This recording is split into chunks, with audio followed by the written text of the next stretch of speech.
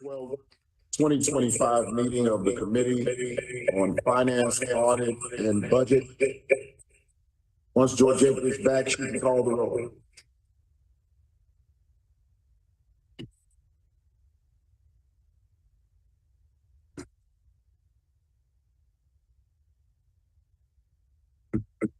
Yeah.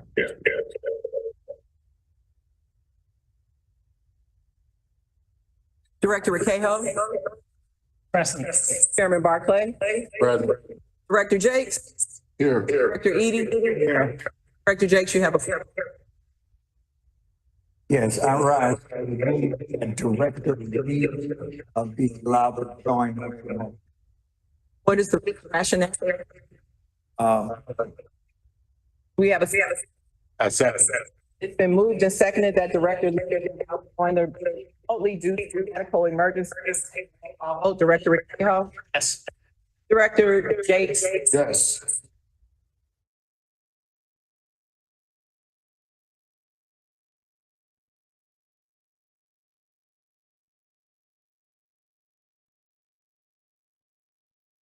Director Edie. Yes. Chairman. Go of our support reporter and ASL interpreter. You know, we just need to be conscious to slow down when we're speaking so that they can catch everything.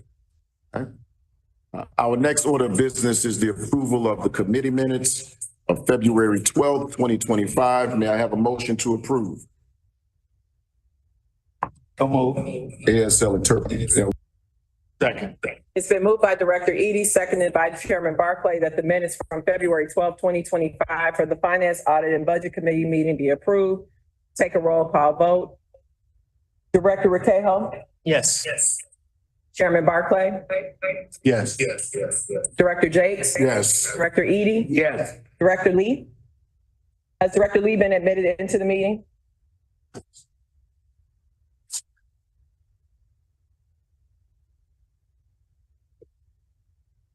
Director Lee.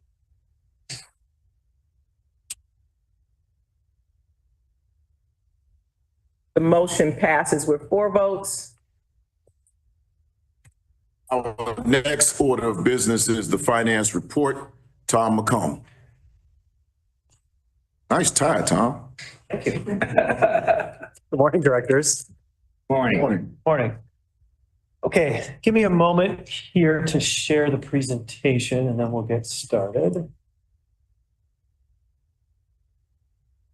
See if I can make it larger. All right, there we go. Okay, so I'm going to be reporting results for the month of January. This will be a slightly shorter report because it's the first month of the year, so we won't have year-to-date results because they'd be the same as the month-to-date results. Okay, so looking at revenues from fares and passes came in slightly better than budget and about $1 million better than last year. So good results on fare and passes in the month of January. On the non-fare box side of things, positive results to budget end of last year. That's primarily driven by our interest, our investment income there with a larger balance, and then also higher interest rates in the month of January. So total revenue for the month, 2.3 million positive to budget, 3 million better than where we were last year. So good start to the year in January. On the expenses side of things, you will see positive variances there. Labor is positive to budget. That's driven by a few vacancies in non-service areas. Material positive to budget. We're seeing some of the benefits of those the newer rail fleet and having the newer rail fleet out there, reducing our material expenditure, especially on rail vehicle materials. Fuel and power coming in positive to budget, primarily because we have better rates on that. So we have better rates on fuel and power. We do anticipate that positive variance to continue throughout the year because of those positive rates, as long as our usage stays on track. Injuries and damages, we're taking that expense to budget. Security services, the budgeted amount is consistent with our spend and what's in the 2025 budget. You'll see we're slightly positive to budget. I do think it'll come closer to budget next month there, but it's a good trend to see those security services coming in under budget to start the year with. Other expenses, we're catching up on invoices there for a lot of our contractual services. So a lot of that is due to timing. And I think in February, you'll see that even out year to date. So total overall operating expenses, $2 million positive to budget. So both revenues and expenses coming in positive to budget. So a good way to start the year. On the public funding side of things, I'll present the monthly results first. So you can see here, sales tax and the associated match coming in better than budget. Real estate transfer tax slightly below budget, but a little bit better than we have seen in prior months. Overall, for the month, 4.3 million better on the public funding than we had in our projections. Aggregate results for 2024, we are 3 months in arrears on the sales tax. So we're going to show this for another month as we finalize our 2024 public funding collections. You can see here, we're coming in right now about $15 million favorable to budget for 2024. And then starting off the year 2025, coming in 6.3 million favorable to budget. A lot of that driven by the match associated with the sales tax revenue. And then on the commodity side of things, nothing has changed here, although we do expect our hedging amount for fuel to increase next month as we've seen some positive movement in the price of diesel fuel and looking to lock that in for next year. In addition, we have our power purchase, our RFP is out on the street right now. So we are looking forward to locking that in. We haven't done so yet. So our 2026 power remains yet unpurchased. That concludes my report. Any questions? No questions, Tom. I asked everything I need to ask in briefing, and I'm very happy to see that we are doing well at this first quarter of the year. So thank you. Director Requejo, any questions? Chairman Barclay? No questions. Thank you. Director Eady? No question. Thank you. Director Lee? Having difficulty with the Zoom link that was sent to her and it's being remedied. She's not here yet. Thank you, Tom. Thank you.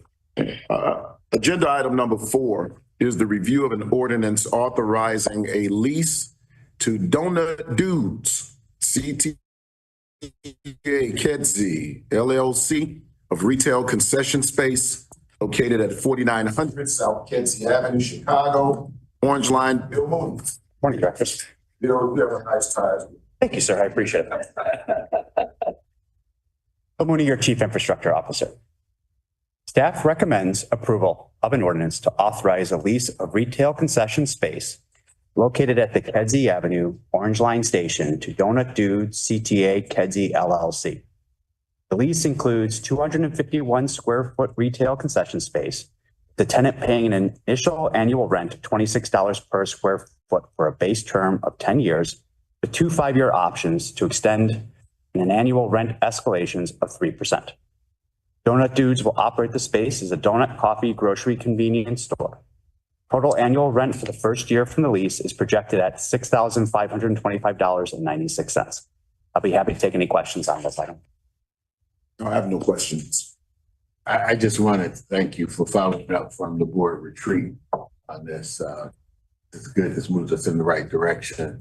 And I like the component of the community input and involvement in determining what they want to see in their community. I think this is a step in the right direction. Thank you very much. Great. Director Requejo? No questions. Thanks. Director Eady? No question. Director Jakes, there are no further questions. May I now have leave to place this item on the omnibus for board approval? So move. Second. It's been moved by Director Eady, seconded by Chairman Barclay. We'll take a roll call vote. Director Requejo? Yes. Chairman Barclay? Yes. Director Jakes? Yes. Director Eady? Yes. The motion passes. Director Jakes, you may now proceed to agenda item number 5. Agenda item 5 is the review of an ordinance authorizing a lease to Donut Dudes, CTA Western LLC of retail concession space located at 4901 Southwestern Avenue. That's the Orange Line. Bill. Thank you, Director. Staff recommends approval of an ordinance to authorize a lease of retail concession space located at Western Avenue Orange Line Station to Donut Dude CTA Western LLC. The lease includes 197 square foot retail concession space with the tenant paying an initial annual rent of $25.82 per square foot for a base term of 10 years with 2 5-year options to extend and an annual rent escalations of 3%. Donut Dudes will operate the space as a donut, coffee, grocery, convenience store. Total annual rent for the first year from the lease is projected at $5,085.96. I'll be happy to take any questions on this item. No question. Director Recajo, Questions? Chairman Barclay, No question. Director Eady, No question. Director Lee. She's in the waiting room. Okay. Director Jakes, there are no further questions. May I now have leave to place this item on the omnibus for board approval? So moved. Second. It's been moved by Director Eady, seconded by Chairman Barclay. We'll take a roll call vote. Director Recajo, Yes. Chairman Barclay, Yes. Director Jakes, Yes. Director Eady. Yes. Motion passes. Good morning, Director Lee. Can you hear us? Good morning. Yeah, sorry about the technical issues. Hello. Hello, everyone. Welcome. Director Jakes, you may now proceed to agenda item number 6. Agenda item 6 is the review of an ordinance authorizing a lease to Kisby LLC of retail concessions located at 4917 North Milwaukee Avenue, Chicago. It's on the blue line. Bill. Thank you. This is my last one for you today. Real estate staff recommends approval ordinance to authorize a lease of retail concession space located at the Jefferson Park Blue Line Station to Kisby LLC. The lease includes 207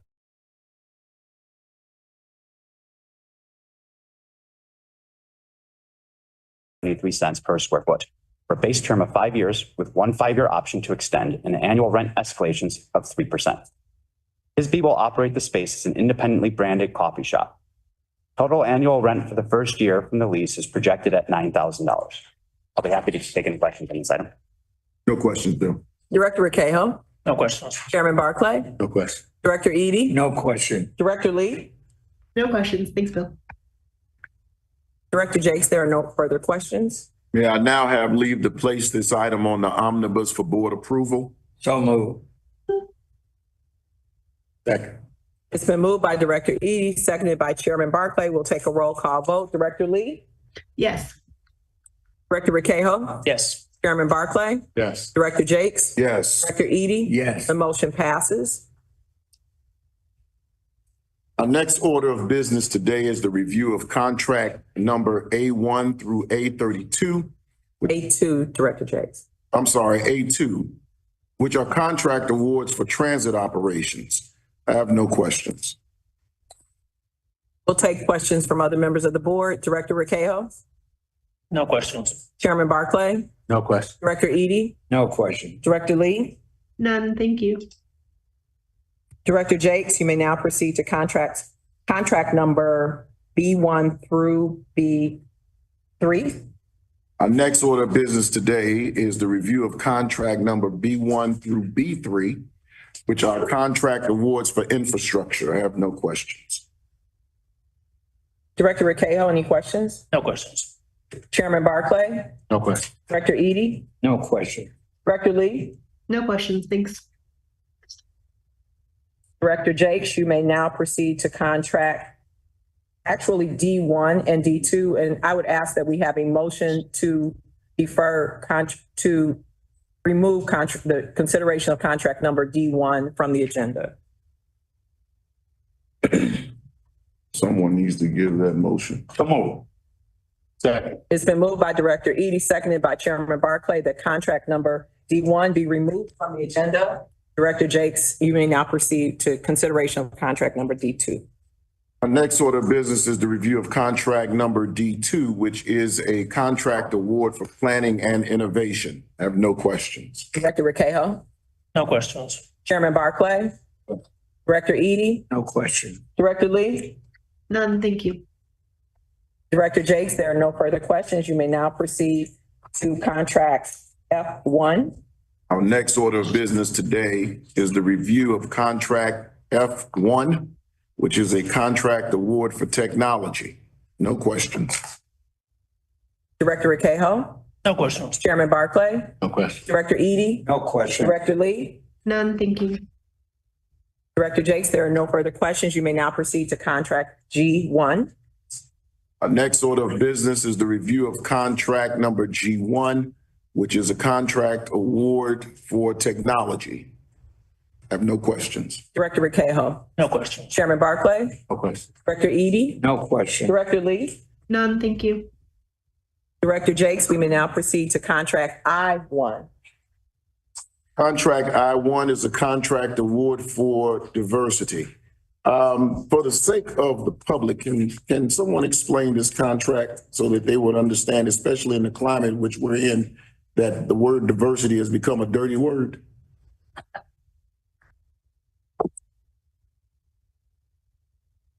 Good morning, Chairman and Directors. My name is Juan Pablo Prieto. I serve as the Director of Diversity Programs at the CTA. This change order is for our diversity management system called B2G Now, and also our labor compliance system called LCP Tracker. These are our two systems of record that we use for our DBE and SBE program and for labor compliance. So in B2G, we certify DBEs and SBEs. We conduct outreach through it, set goals, evaluate the proposals when they come in for their DBE plans, and then also monitor the contracts through B2G. On the LCP Tracker system, we collect certified payrolls on construction projects so that we can make sure that contractors are compliant with the Prevailing Wage Act and the Davis-Bacon Act. Thank you, Juan Pablo. Thank you. No questions. We'll take questions from other members of the board. Director Rekeho? No questions. Chairman Barclay? No question. Director Eady? No question. Director Lee? None, thank you. Director Jakes, there are no questions. We may now proceed to contract J1. Contract J1 is a contract award for diversity. No questions. All right. Is that correct? It's twice. Yeah. No, It's drug and alcohol. Yeah. drug and alcohol, sorry.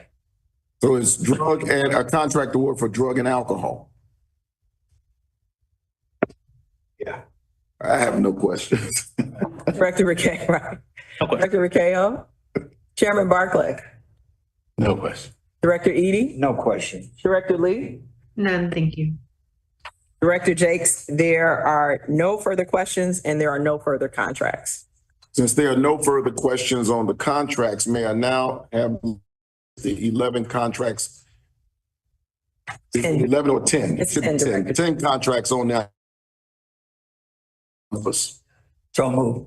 Second. It's been moved by Director Eady, seconded by Chairman Barclay, that the 10 contracts be placed on the omnibus. We'll take a roll call vote. Director Rekeho? Yes. Chairman Barclay? Yes. Director Jakes? Yes. Director Eady? Yes. Director Lee? Yes, The motion passes.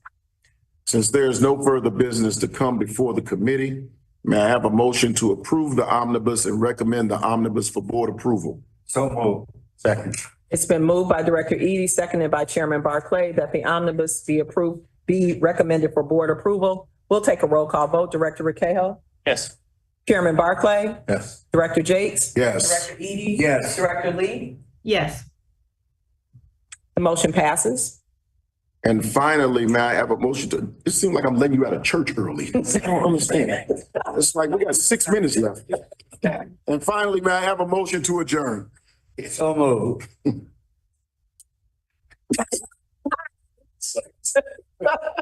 It's been moved by Director Eady, seconded by Chairman Barclay, that the meeting be adjourned. We'll take a roll call vote. Director Rekeho? Yes. Chairman Barclay? Yes. Director Jakes? Yes. Director Eady? Yes. Director Lee? yes. Director Jakes, the motion passes. All right, so meeting's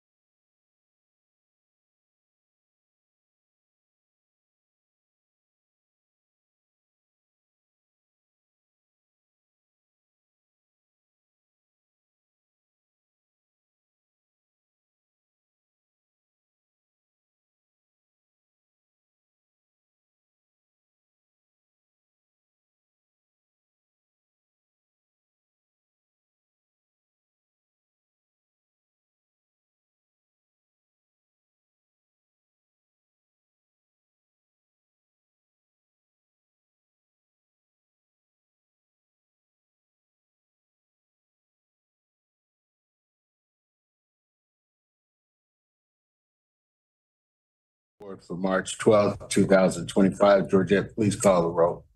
Director Rekeho, Present. Director Eady, Here. Director Jates, Here. Chairman Barclay. Here. Chairman Barclay, you do have a quorum. Been advised prior to today's meeting that Director Lee would be unable to attend this meeting in person due to an unforeseen medical situation. Chair will entertain a motion to permit Director Lee to participate in this meeting remotely. So moved. Second. It's been moved by Director Eady, seconded by Director Rekeho, that Director Michelle Lee be permitted to participate in the meeting remotely due to an unforeseen medical situation. We'll take a roll call vote. Director Rekeho, Yes. Chairman Barclay, Yes. Director Jates, Yes. Director Eady. Yes. The motion passes. Director Lee, can you hear us? I can. Thanks, everyone.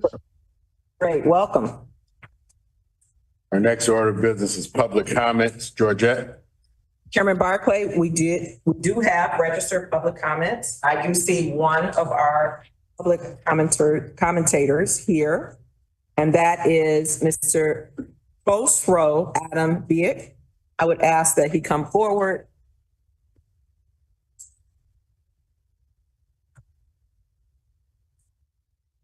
Good morning. And My name is Bosro Adam Bake. I'm here to share with you an important idea for the CTA and the passengers of Chicagoans. Before I tell you what my idea is, I have to say what I have worked with about regarding CTA in the past. In 1987, when I was taking a CTA train to go back and forth in Rogers Park to Evanston, I noticed there were no benches or space heater on the station.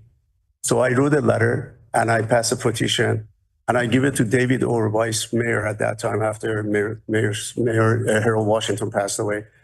And as a result, we are benefiting today of the benches and space heater. I gathered about 5,000 signatures and I submitted to city and CTA. And today I have an idea, it's called Call to Action CTA. This idea is about connecting the passengers with the CTA employees that they are working on the field to understand what the CTA employees on the operational are going through daily basis. So as a result, I want to call a CTA Employee Appreciation Month from December 1st through December 31st for the passengers that they're satisfied with the service that they're getting to donate or tip the service that they're getting. This method of tipping is very common.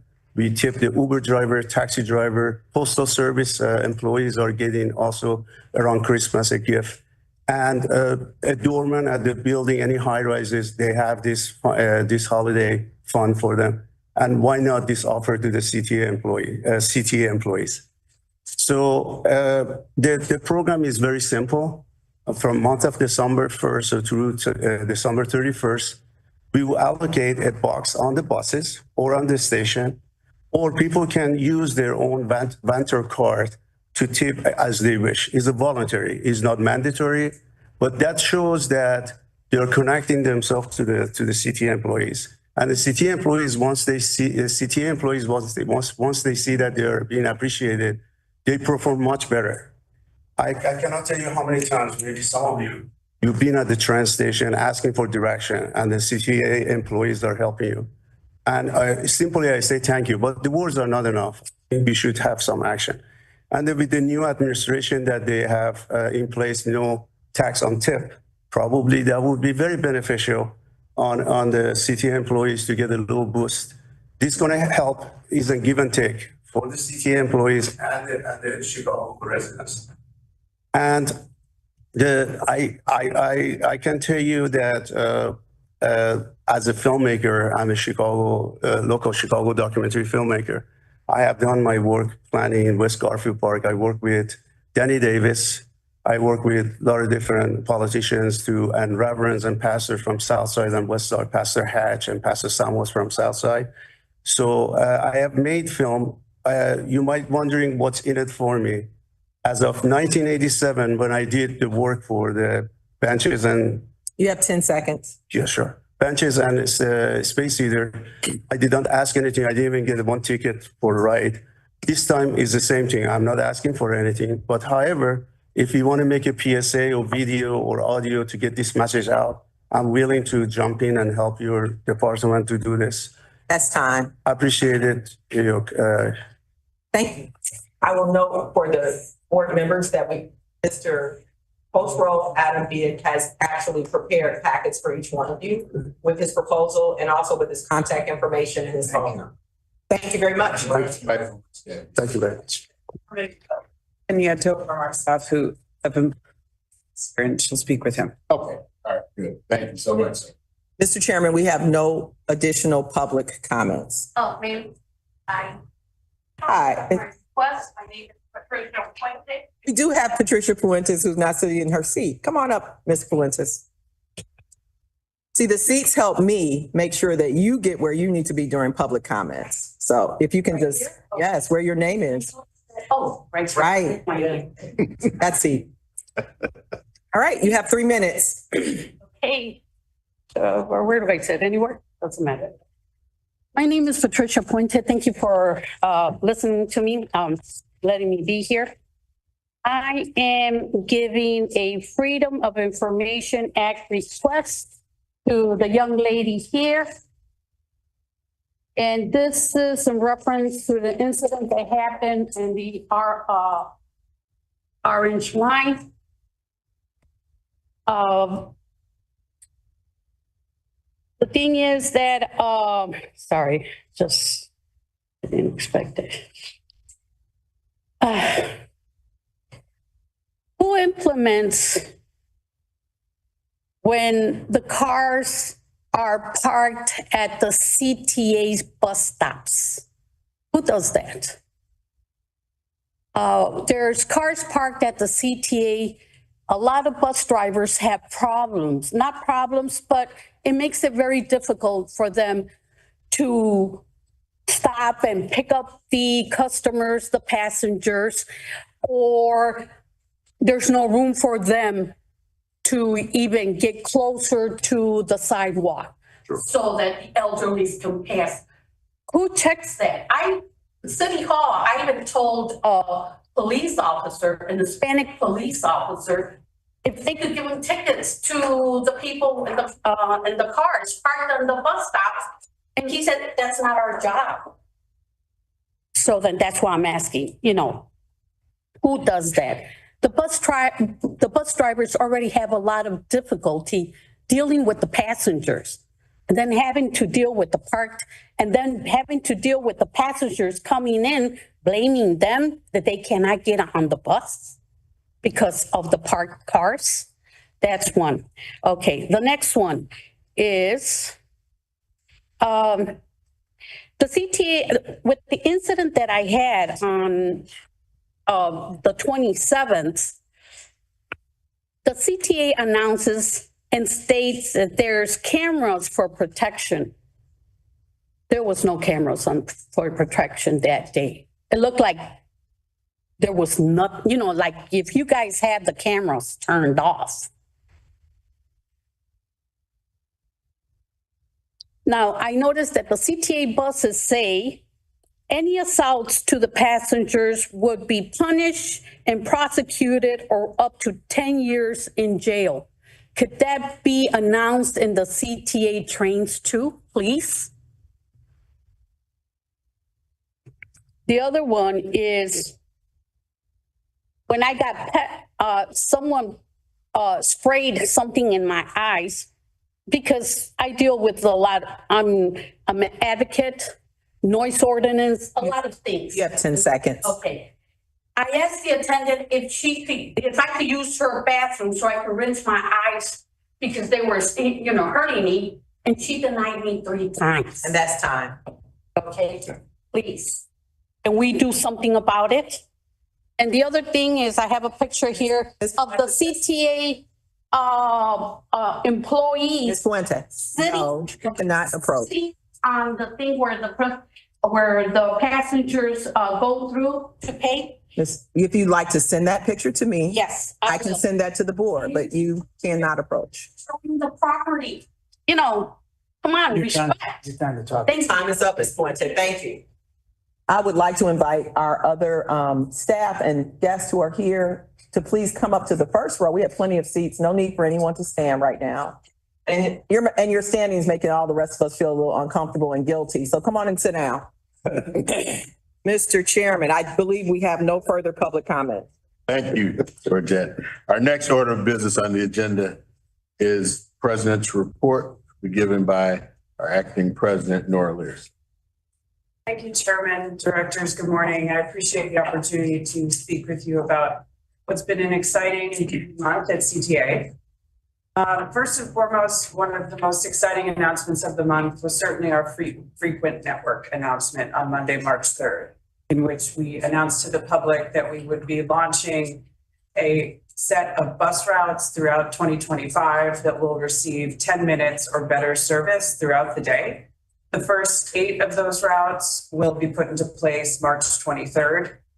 And this is obviously an exciting service announcement, but this really says so much more about where we are at CTA. So when you see the ability for CTA to announce increased service on these routes, it shows you what we've achieved in the past few years in terms of hiring. As you know, we have more bus operators now than we did in 2019. Our bus service is regularly hitting over 99% of scheduled delivery. Our CTA is strong enough to execute this type of service enhancement, and we're incredibly proud and incredibly excited about that. It also shows our customers that we hear them. We hear on customer surveys and throughout feedback, unsurprisingly, that customers want reliable, frequent service, and this is a major step to continue in that direction. It also is something to talk about on the funding front, and I'll speak briefly about Springfield updates at the end of my remarks. But what this also is a reminder of what we can do with additional funding. Enhancements like this are what you would see if CTA continues to be funded at the level it should be, and CTA gets funding even beyond that, as we are requesting in Springfield as well. Additionally, I mentioned last month a key focus on smoking as a complaint that we hear on CTA.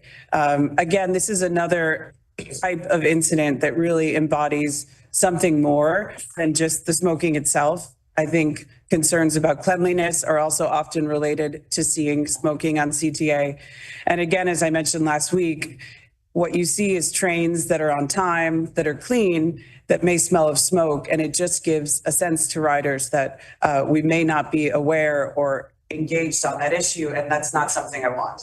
So that is a focus of mine so far, and those missions have started. So what we see are police and our security contractors concentrated at certain stations that were chosen based on specifically complaints that we got through our chatbot. And I continue to encourage customers to use the chatbot to indicate where they may see a smoking complaint.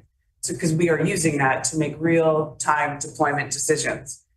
So security staff is deployed at those stations. They're getting onto trains as they pass by for the hours that they're at those stations, and they're getting off the trains, taking off anyone that is smoking, issuing citations as needed. And it's about that, but it's really about the visibility to riders, that they can see that we know about the issue, that we care about it, and that we're working on it. I hear from employees as well. I think everyone understands we have thousands of vehicles. We have 11,000 bus stops. This is a lot to cover. But what you can do is concentrate and target resources in a way that people see visibility and they see consistency in that. So you're going to continue to see these missions take place. One thing I also hear from employees is the value of a kind of unpredictability of where these types of missions or presence may be taking place, and that really can create a sense amongst riders and employees that, you know, there's a presence on the system, even as vast as we are. So that's also a method that we're working in to that deployment as well.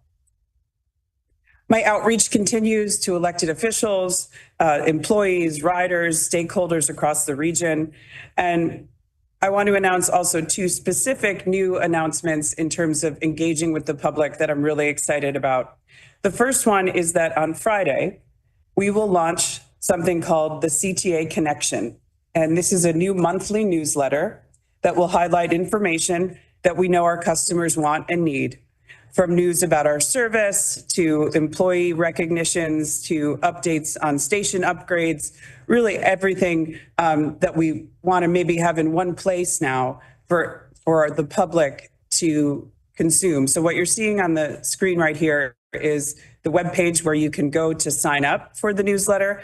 You go to transitchicago.com/newsletter. And again, on Friday, we'll be issuing our first letter, which will focus on details around network, provide a look at some of the final designs for the area under the upgraded red-purple modernization tracks, and also share some photos submitted by fans of CTA.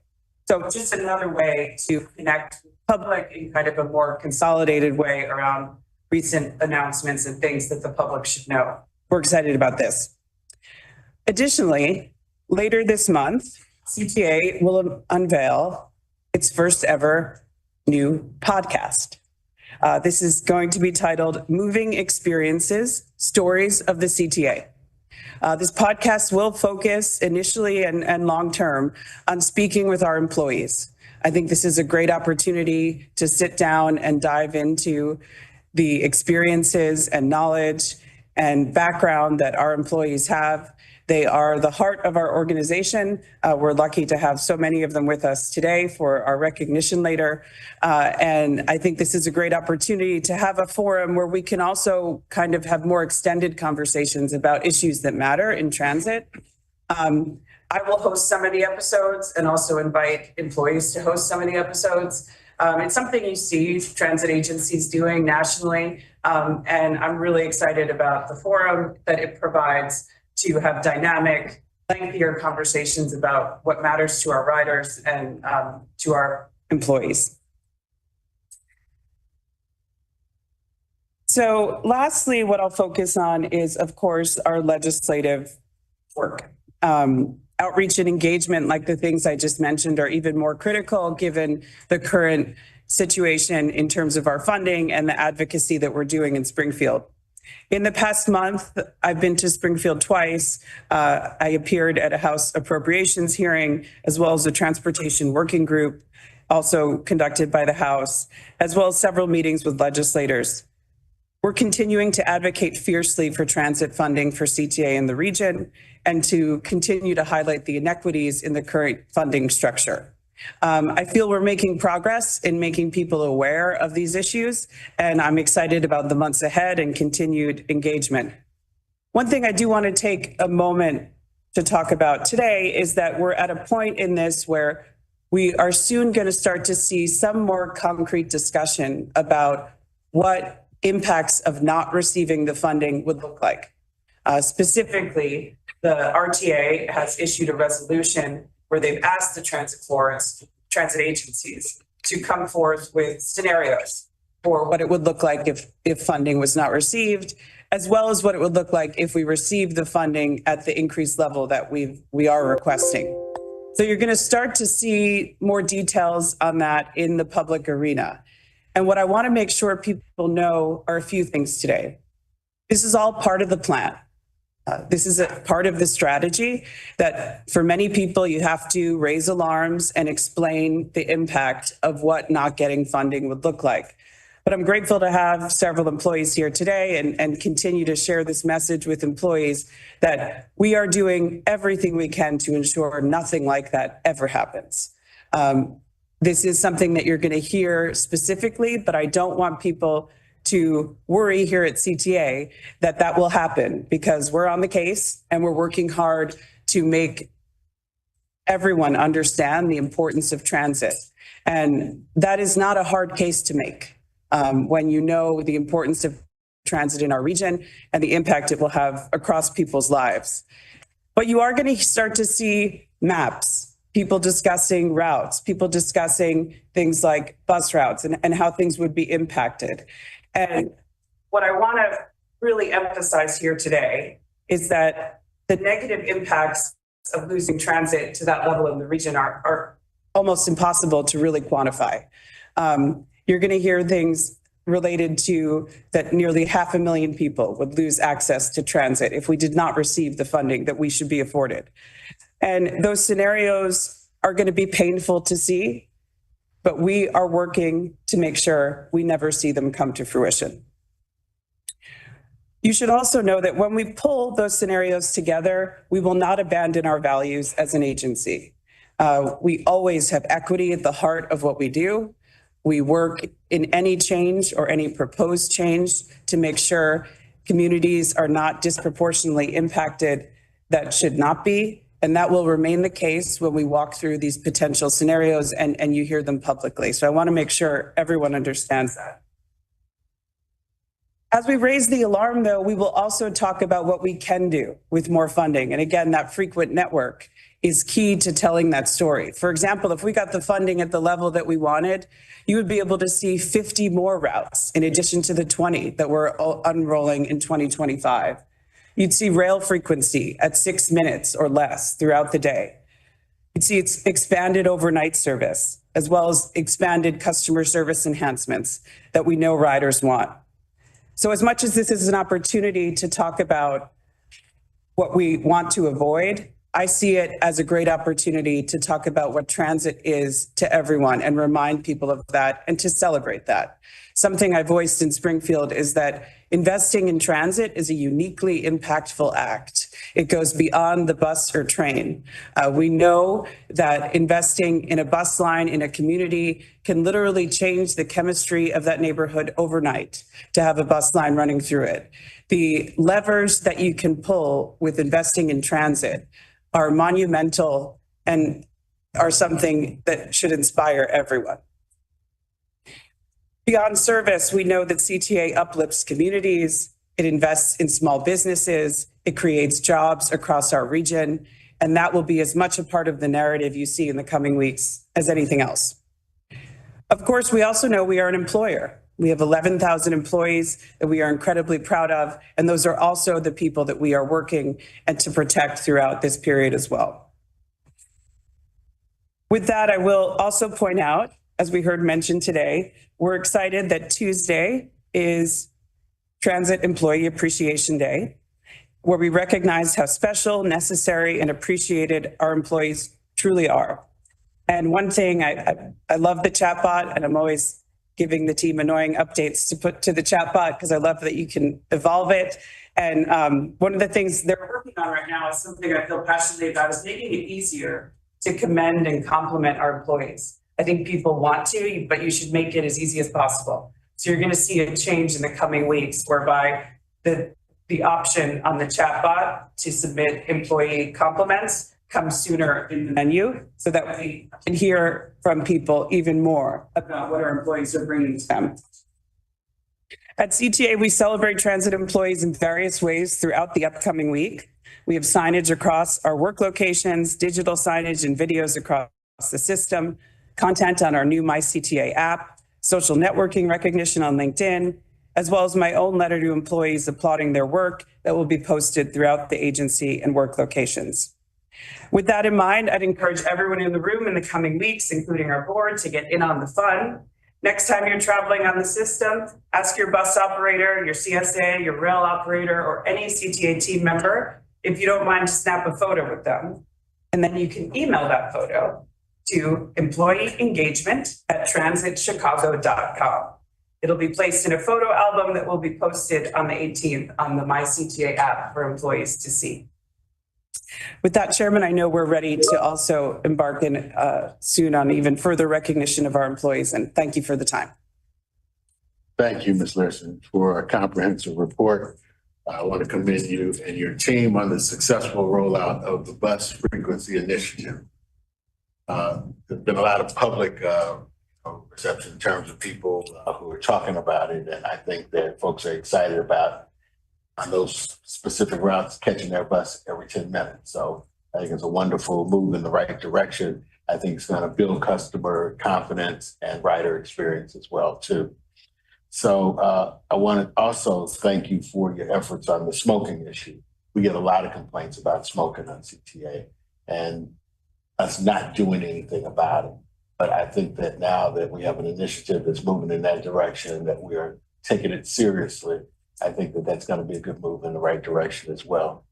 And lastly, I want to thank you for just giving us a brief update about those scenarios about funding and how important that is. So as you continue your efforts with Springfield and the discussion with the legislators, I hope that we can have a better outcome that will benefit CTA and the city of Chicago. Thank you very much.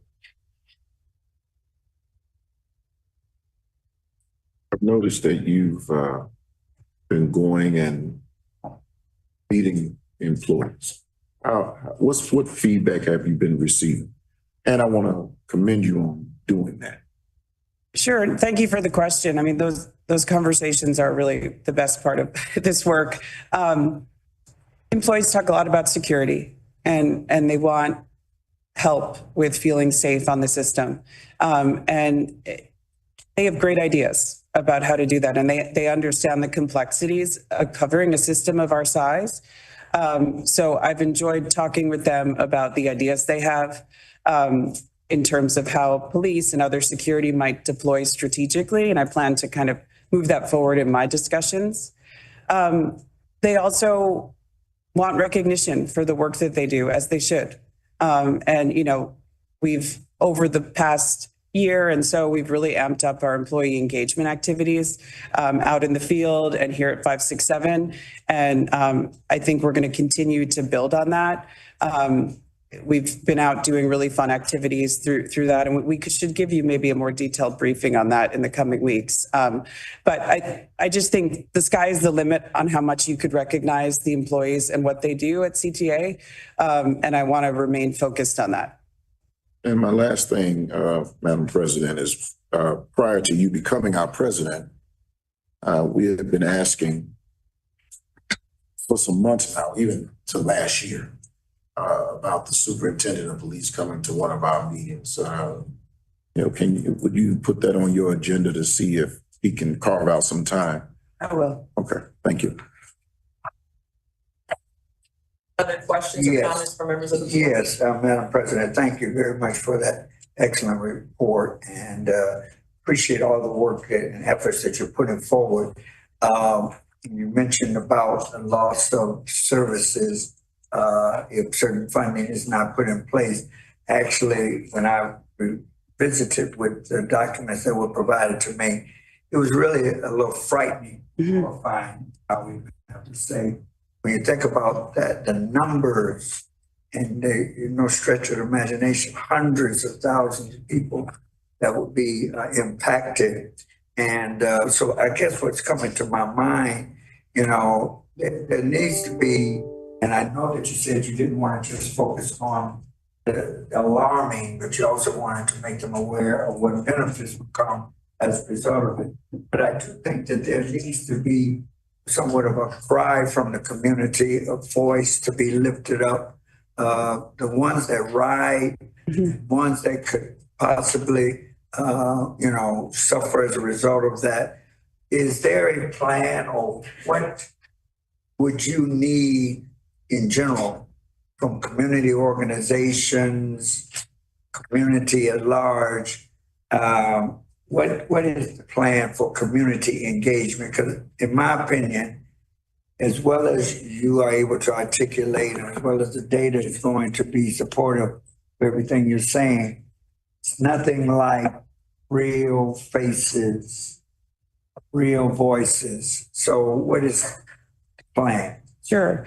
I completely agree. And I think there's a couple components. I think the information needs to be distilled down in a way that's consumable for people to understand and to carry with them in a messaging capacity. I think that's been a hurdle and something that needs to get addressed. So kind of making material where people can carry that message.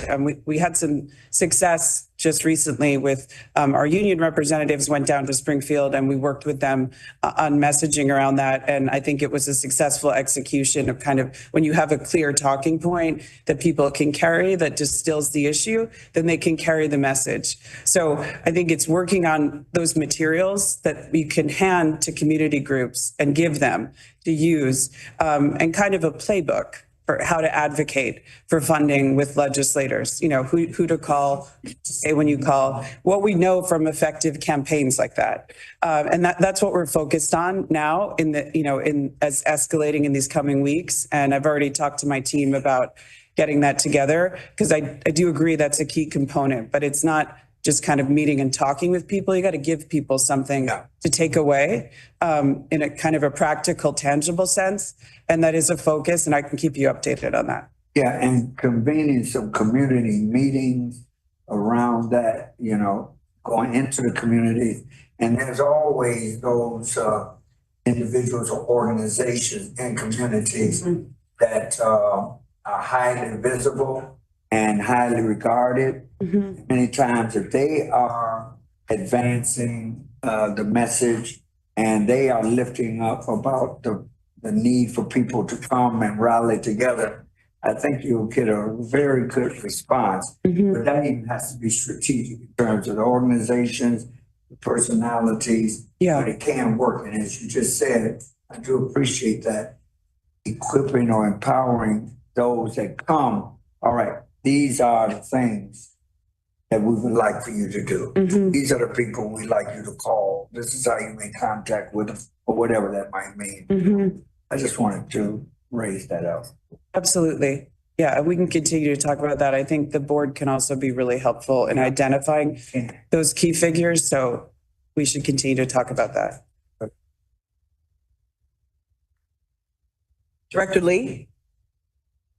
Just thank you, Nora, for the great presentation. I'm very excited about some of the initiatives you were talking about, especially with the smoking. As a person who is a frequent rider, I encounter that as well. So I'm sure that the community will be excited and embracing just more of a focus on that. And I share some of the things that was said earlier. I'm very encouraged to hear that we're going to be focusing on more community engagement and just focusing on lifting the voices of folks who will be impacted if services will be cut. So I think that's just connecting the dots and making sure that our legislative body hears from the people who will rely on services the most. And so looking forward to working together on that. But overall, feeling pretty encouraged. Thanks for the report.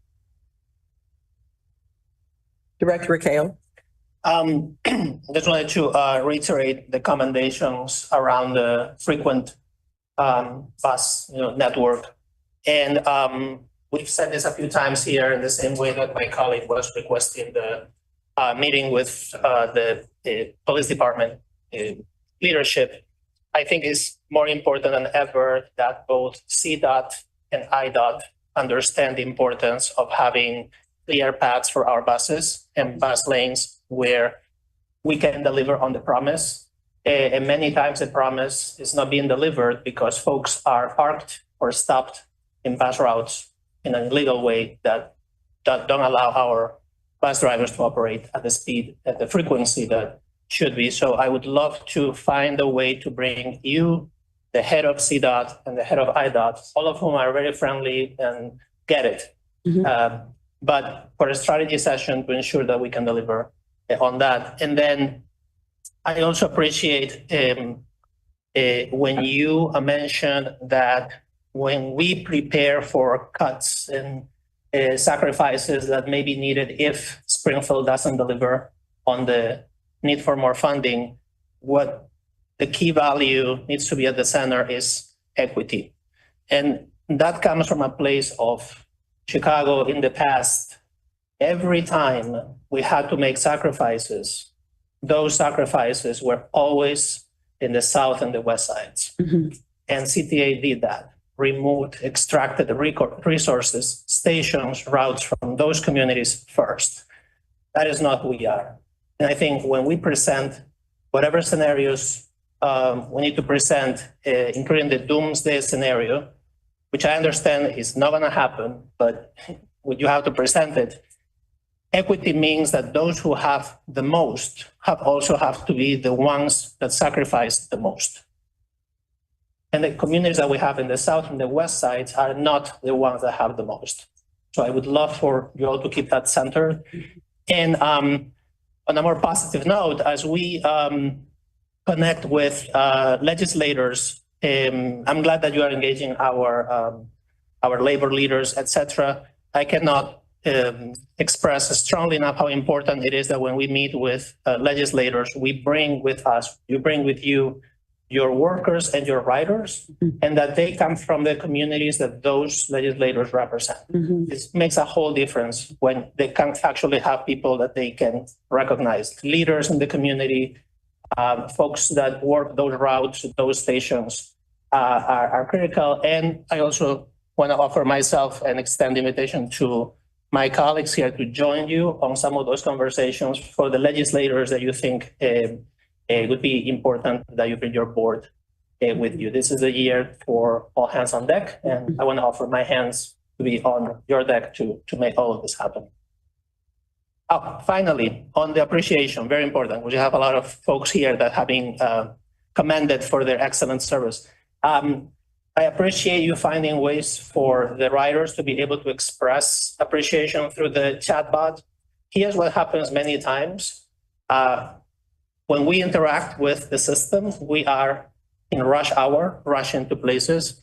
The drivers, the station staff, the conductors, they're also rushing to get their job done. And sometimes that's not the best moment to stop and tell them, hey, I want to tell you that's not. So I would love to find other ways in addition to the chatbot. So if I'm taking a ride on a bus, on a train, if I experience a station and I'm on a rush, or the worker at that moment is not the best time to interrupt them, how can we communicate to them that we truly appreciate what they're doing, that they have excellent service, and that we're here for them? That's another challenge I want to present to you and your team. I love that. Yeah, it's a focus of mine already. So I think it's a great point. And thanks for all that feedback. It's great ideas. Thank you. The next item on the agenda is employee recognition. Nora. Thank you, Chairman. We have the distinct pleasure of being joined today by some of the finest employees at the Chicago Transit Authority. And at this time, it is my privilege to introduce you to 18 employees who recently received multiple customer commendations in 2024, as well as a very special recognition of a recently retired individual who not only received 3 commendations her own last year, but just capped off a remarkable 3-decade-plus CTA career. These employees are among the very best of our agency. And that's not my opinion only. The praise they've received from customers who took time to commend them in recognition of their service, wonderful demeanor, and commitment to ensuring that our riders have the best CTA travel experience they can. These are not people who just do their jobs. They do them with excellence, and many go well beyond anything found in their job descriptions. They are the prototypes for the kind of people I want at our agency. Each of these individuals has received between 2 and 9 commendations. I will also acknowledge employees with 20 or more years of service when I say their name. To our employees, when I call your name, please stand and be recognized, then proceed along the wall to be photographed with the board and myself. With 2 commendations apiece in 2024, we have Jessica Thomas, rail janitor.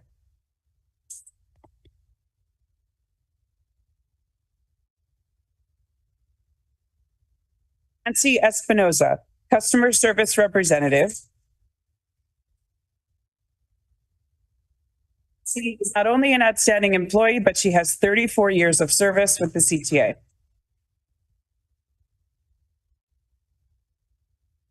Juan Saenz, customer service assistant. Shauna Overton Wilson, customer service assistant. Ronald Carr, rapid transit operator. Ronald, as well as a CTA veteran with 29 years of service. And Micah Gray, railcar servicer.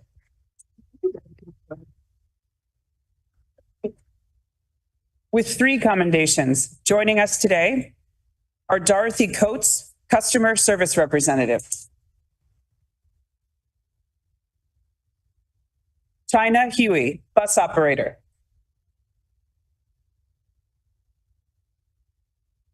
Carol Hill, bus operator. And Iris Crawford, bus servicer.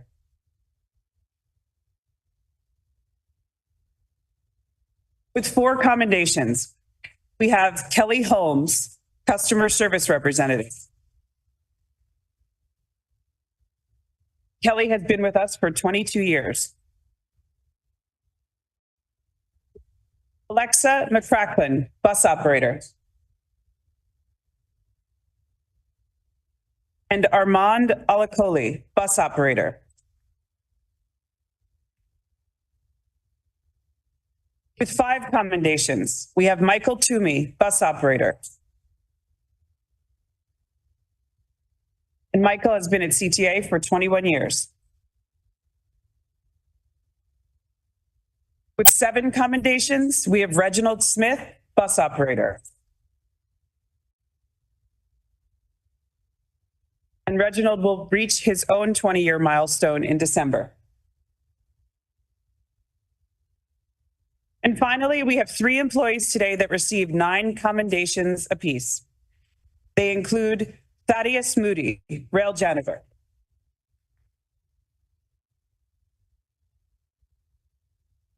Christopher Keaton, bus operator.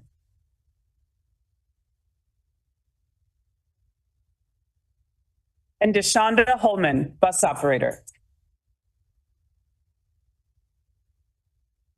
I want to congratulate all of you on being commended. There's something very special about being commended by our riders. Some days they are our toughest critics. Other times they're our biggest fans.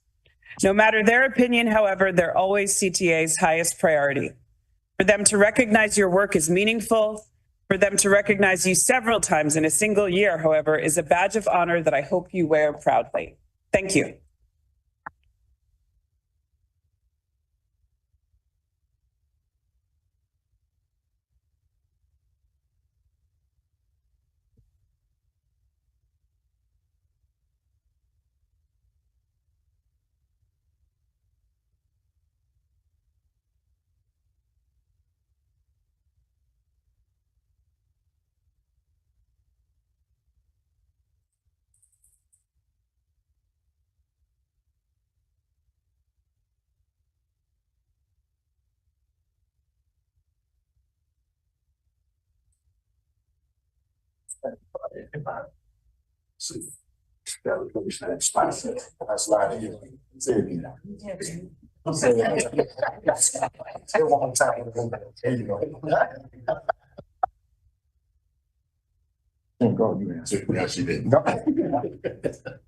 Photographers are okay with the angle?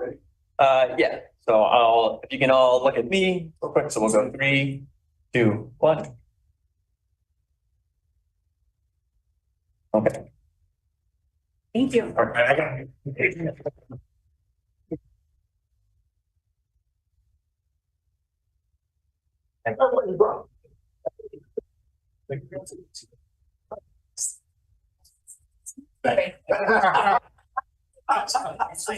You want to make us feel bad? Congratulations, man.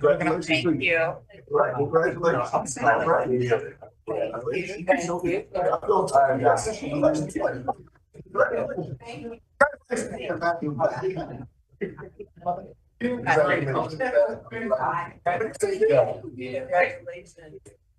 Congratulations. Congratulations. And we do have one more honoree, chairman and directors. And it is my honor to recognize an outstanding, recently retired CTA employee, lovingly known for decades as the mayor of the Armitage Station. Okay. Oh, yeah. And you may have seen her covered on the news recently Yeah. or all over social media. It's a bit of a celebrity we have with us today.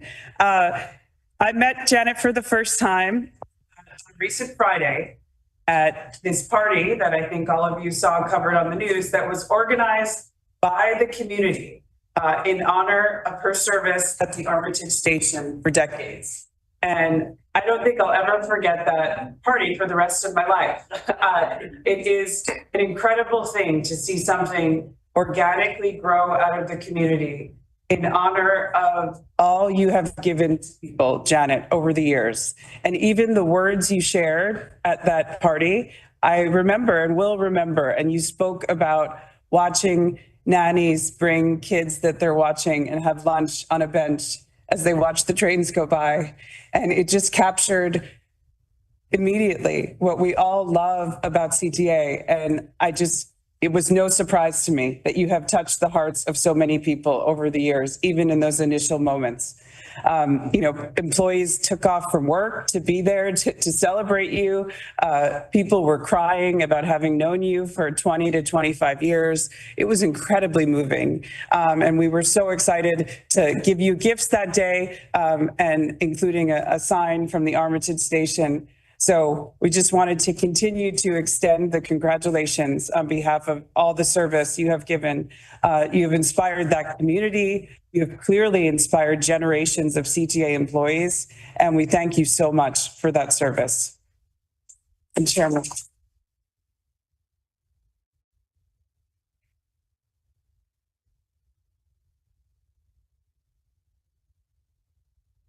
I want to congratulate all of you and thank you for your dedicated service to CTA. On behalf of the board and this agency, we're proud of your efforts. You've shown excellence in your work, and we appreciate it. Public appreciates. Yes. City of Chicago is grateful for ambassadors such as yourselves who help with our public and work with the public. It's not easy working with people. We understand that, right? But you do it. It's not easy working with board members. You do a great job, a great service to the city. Continue the good work, and thank you so much. I do want to have Ms. Martin come up, please.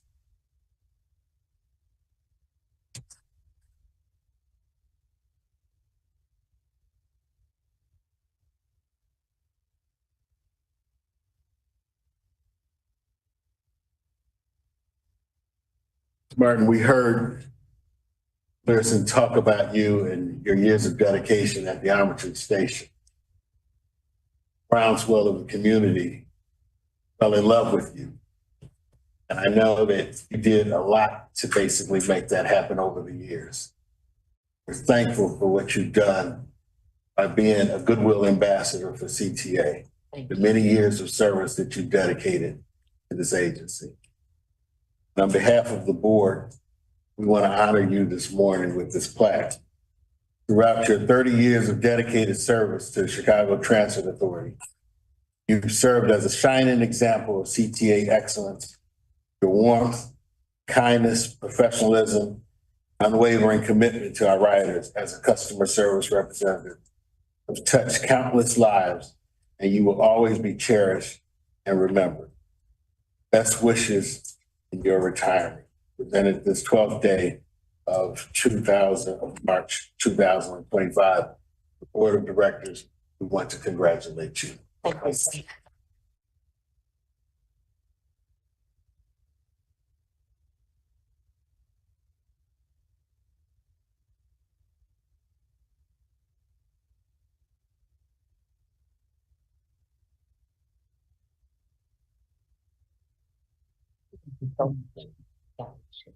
Well, we don't get a picture with it? Yes, Chairman Barkley, we get one big picture with all the members of the board. My wife won't feel that. I'm going to see.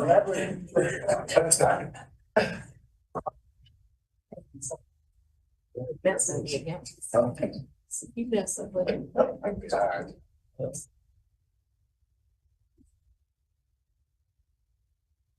You look at me in 3, 2, 1. Thank you. Thank you. So what's next? At this time, I'd like to open it up to other members of the board, comments if they desire to do so. Excuse me, before they leave, I have, if you can just very quickly, and just one of you, whoever wants to volunteer, what motivates you to do what you do and be who you are so that others can feel the radiance of your positive energy. I see the hand back there. Yeah. He was ready. He pays me very well. Be a nice person. Okay. You guys pay me to burn your gas. I like to drive. That's the place about. And this is me personally, but for all of us, sometimes just being nice is all very good. We all heard that as kids. That's legit what it is from. So then my second question would be for any of you, how do you not allow, so you can get 20 commendations, Yeah. but there's always that one person who tends to just rub you the wrong way. How do you not allow that one to influence how you treat others? Mr. Tory, right?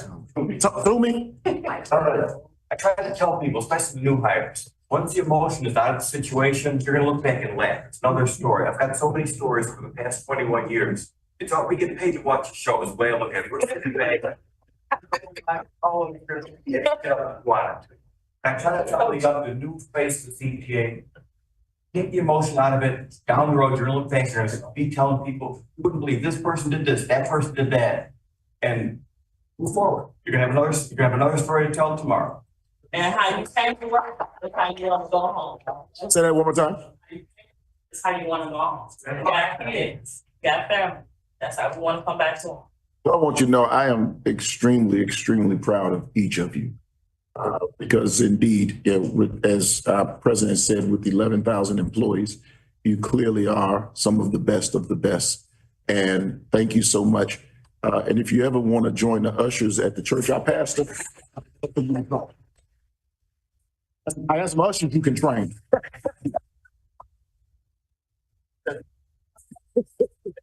Ushers are good, huh? Back to Edie. Well, I've said to you earlier as to how I appreciate the service that you provide. And I'll just restate it again. My first and most, I guess, memorable encounter was with the bus driver at 6 years old. And that meant so much. And what I'm saying in that is that you provide so much that maybe you will never know how you impact people. But to earliest point that was made, the fact of being nice, smiling, and then just being committed to service as you are, you're making so many people's life so much more better. So thank you so very much.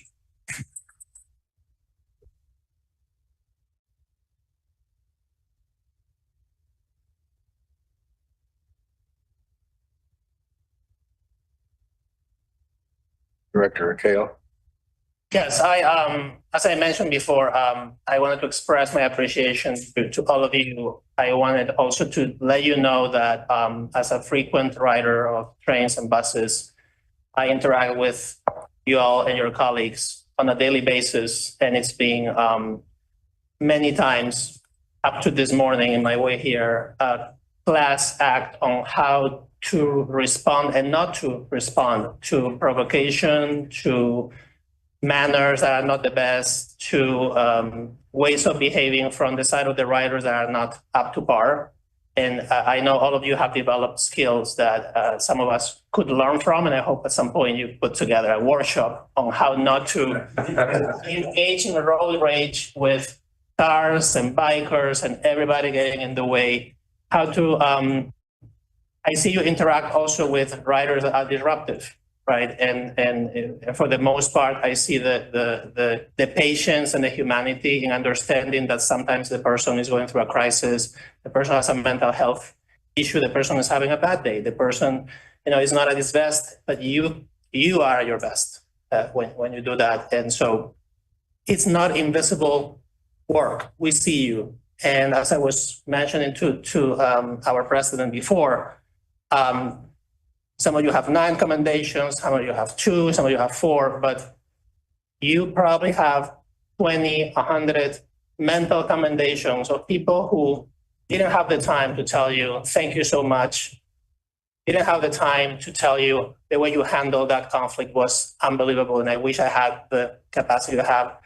We're rushing from one place to another, or didn't even know that you are supposed to commend people, right? Or we're having themselves a bad day. So rest assured that those numbers do not reflect the amount of commendations that you all deserve and the amount of people that see you every day, and you represent CTA at its best. So thank you again. Director Lee? Yeah, just wanted to say, sorry that I'm not able to be there with all of you all, but truly, you are, each and every one of you being, celebrated today. You're the heart of this agency. You are the heart and soul of what we do, and we can't thank you enough. It's just, you make this place a better place. You make the city a great place to live and work. And so just know that every day that you show up, it's like you're making people's days brighter, including mine when I ride the bus and trains too. So thank you. Thank you very much. I know you have to leave, so feel free.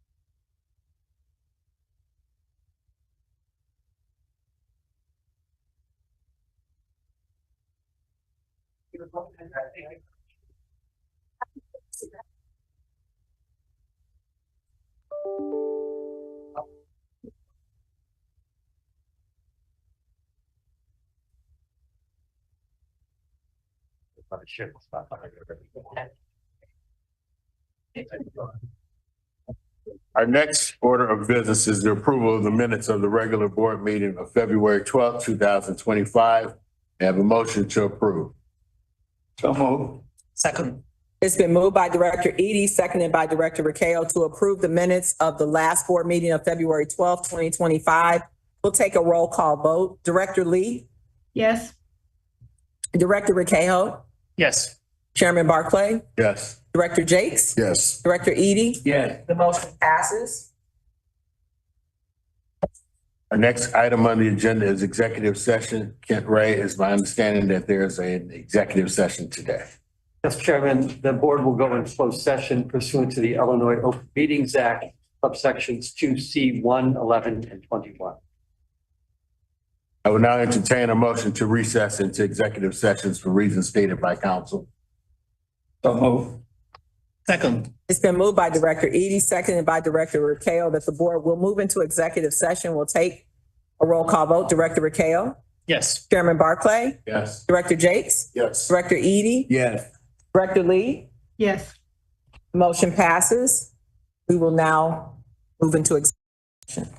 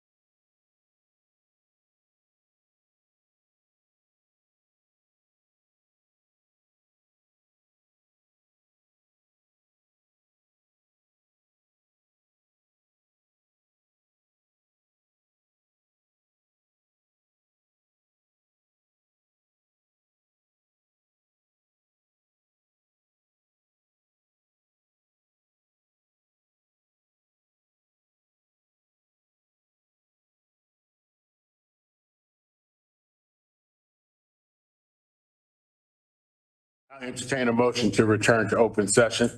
So moved. Second. It's been moved by Director Eady, seconded by Director Ricao, that the board return to open session. We'll take a roll call vote. Director Ricao? Chairman Barclay? Yes. Director Jakes? Yes. Director Eady? Yes. Director Lee? Yes. The motion passes. We will now address board agenda item 6A. Kent. Chairman, in item 6A, the board reviewed the closed session meeting minutes for February the 12th, 2025. And please have a motion to approve the closed session meetings for February 12th, 2025. So moved. Second. It's been moved by Director Eady, seconded by Director Ricao, that the board approve the closed session minutes from February 12th, 2025. We'll take a roll call vote. Director Ricao? Yes. Chairman Barclay? Yes. Director Jakes? Yes. Director Eady? Yes. Director Lee? Yes. The motion passes. We will now address board agenda item 6B. Kent. In item 6B, the board reviewed a proposed settlement of the lawsuit captioned Sarah Bowers versus Chicago Transit Authority and Chester Matthews, case number 2022 L011028, pending in the Circuit Court of Cook County, Illinois, in the amount of $3,500,000. I will now entertain a motion to approve a settlement in the amount of $3,500,000. The lawsuit entitled Sarah Bowers versus Chicago Transit Authority and Chester Matthews, case number 2022 L011028, pending in the Circuit Court of Cook County. So moved. Second. It's been moved by Director Eady, seconded by Director Ricao, that the board approve the settlement in the amount of $3.5 million in the lawsuit entitled Sarah Bowers versus the Chicago Transit Authority and Chester Matthews. We'll take a roll call vote. Director Ricao? Yes. Chairman Barclay? Yes. Director Jakes? Yes. Director Eady? Yes. Director Lee? Yes. The motion passes. We will now address board agenda item number 7, board matters. Georgette, do we have any board matters today? Mr. Chairman, there is one board matter on the agenda for today. That is to approve an ordinance appointing Lisa Smith, CTA's Director of Budgets, as an alternate to the Board of Trustees of the Retirement Plan for the Chicago Transit Authority employees. May I have a motion to approve an ordinance appointing Lisa Smith as an alternate to the Board of Trustees of the Retirement Plan for Chicago Transit Authority employees? So moved.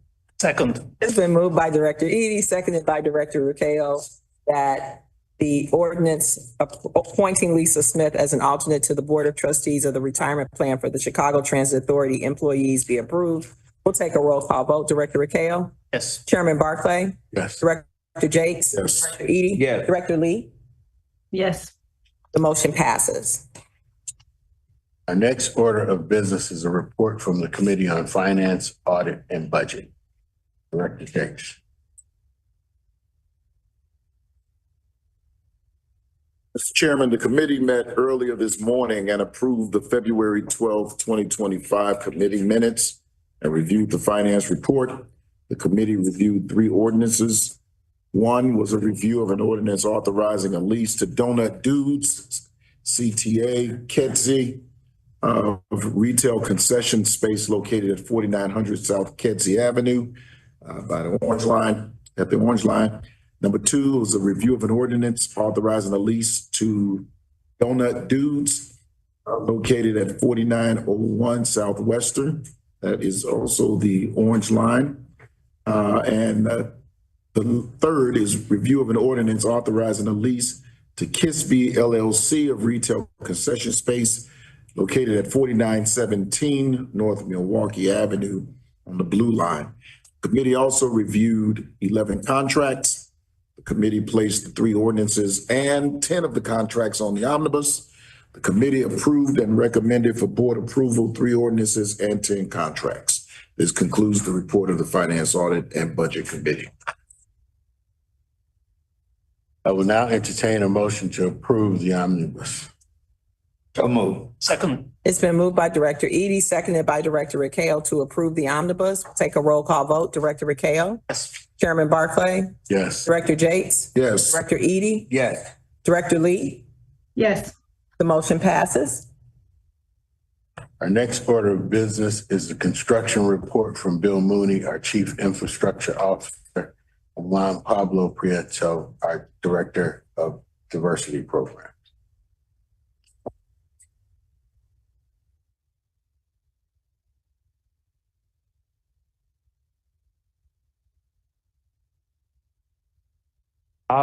Good morning. I am Bill Mooney, your Chief Infrastructure Officer, and I'm joined by. Juan Pablo Prieto, Director of Diversity Programs. We are here with your monthly construction update.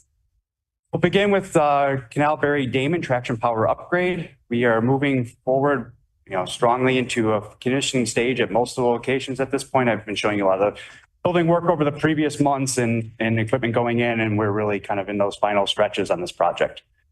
We'll start off at Damon. So Damon's been largely installed and in the testing phase for the last few months here. They are hoping to bring this online at the end of this month, beginning of next month, to give us the beneficial use of the facility. So here you can see them kind of doing cleaning for the final energization of the ComEd lines that supply the facility. So we can start doing kind of the true stress testing on the facility, which is a key point.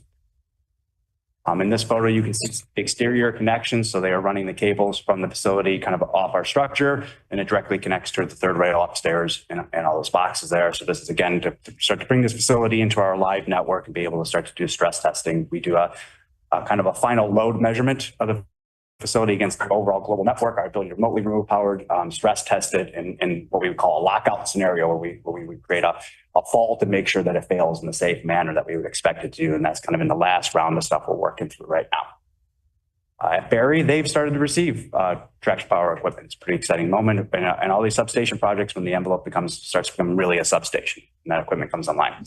This, again, is kind of a unique facility like Damon. It's a multi-story facility. So picture on right of the screen here shows the equipment upstairs on the second floor, and on the left is where they're loading in on the first floor garage doors.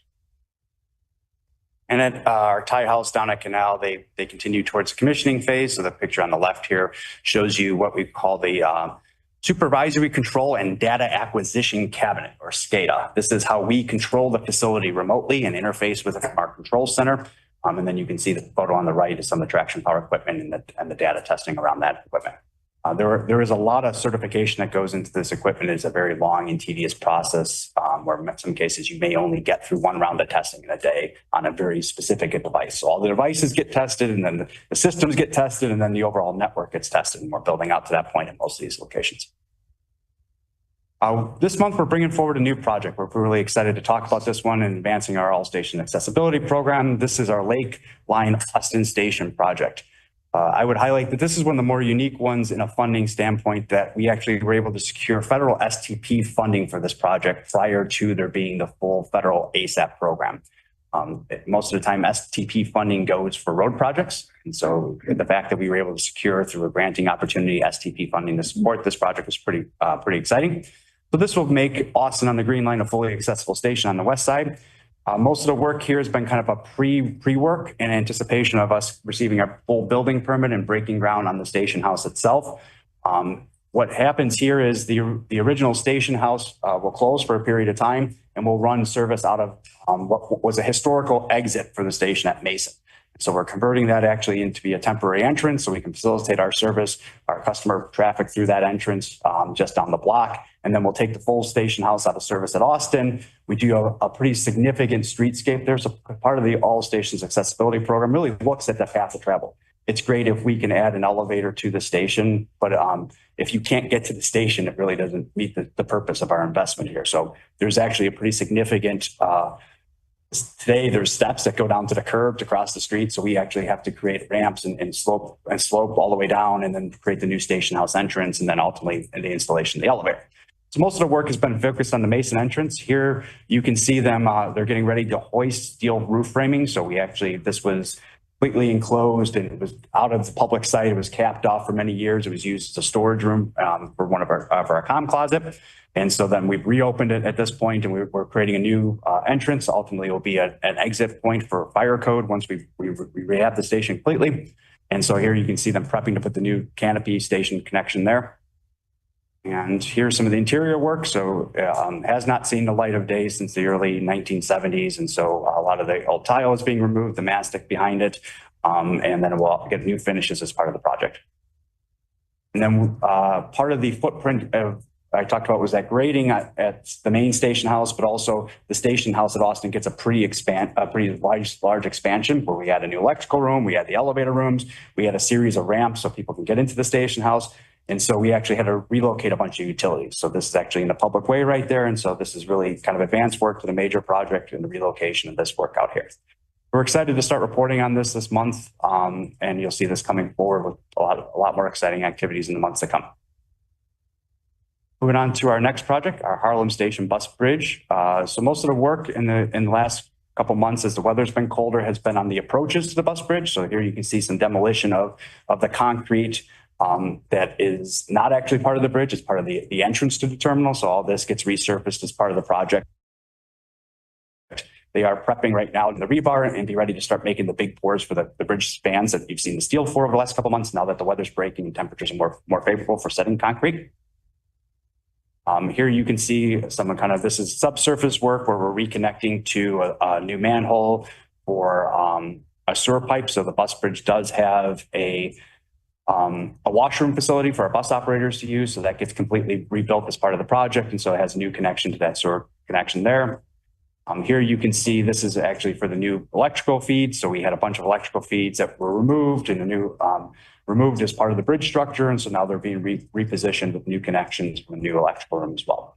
So this is kind of all getting prepped around the footprint of the big bridge pours, which are coming in the months ahead. And you'll start to see those photos in those upcoming months.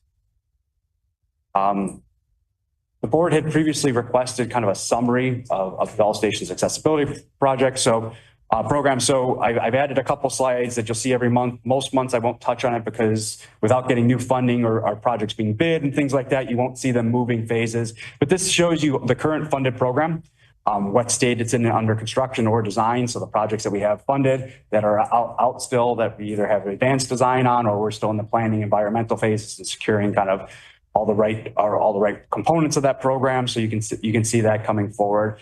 In the broader deck you get with the board package, it also includes the program summary stuff, the value of the program, what's funded to date, the percentages of those things that you see with the typical project slides. So I'll have this every month as part of the presentation. I'll note any changes that come up, but this was, Director Jaw has asked for a while for this kind of higher level program look at on the All Stations Accessibility Program. We've included it going forward.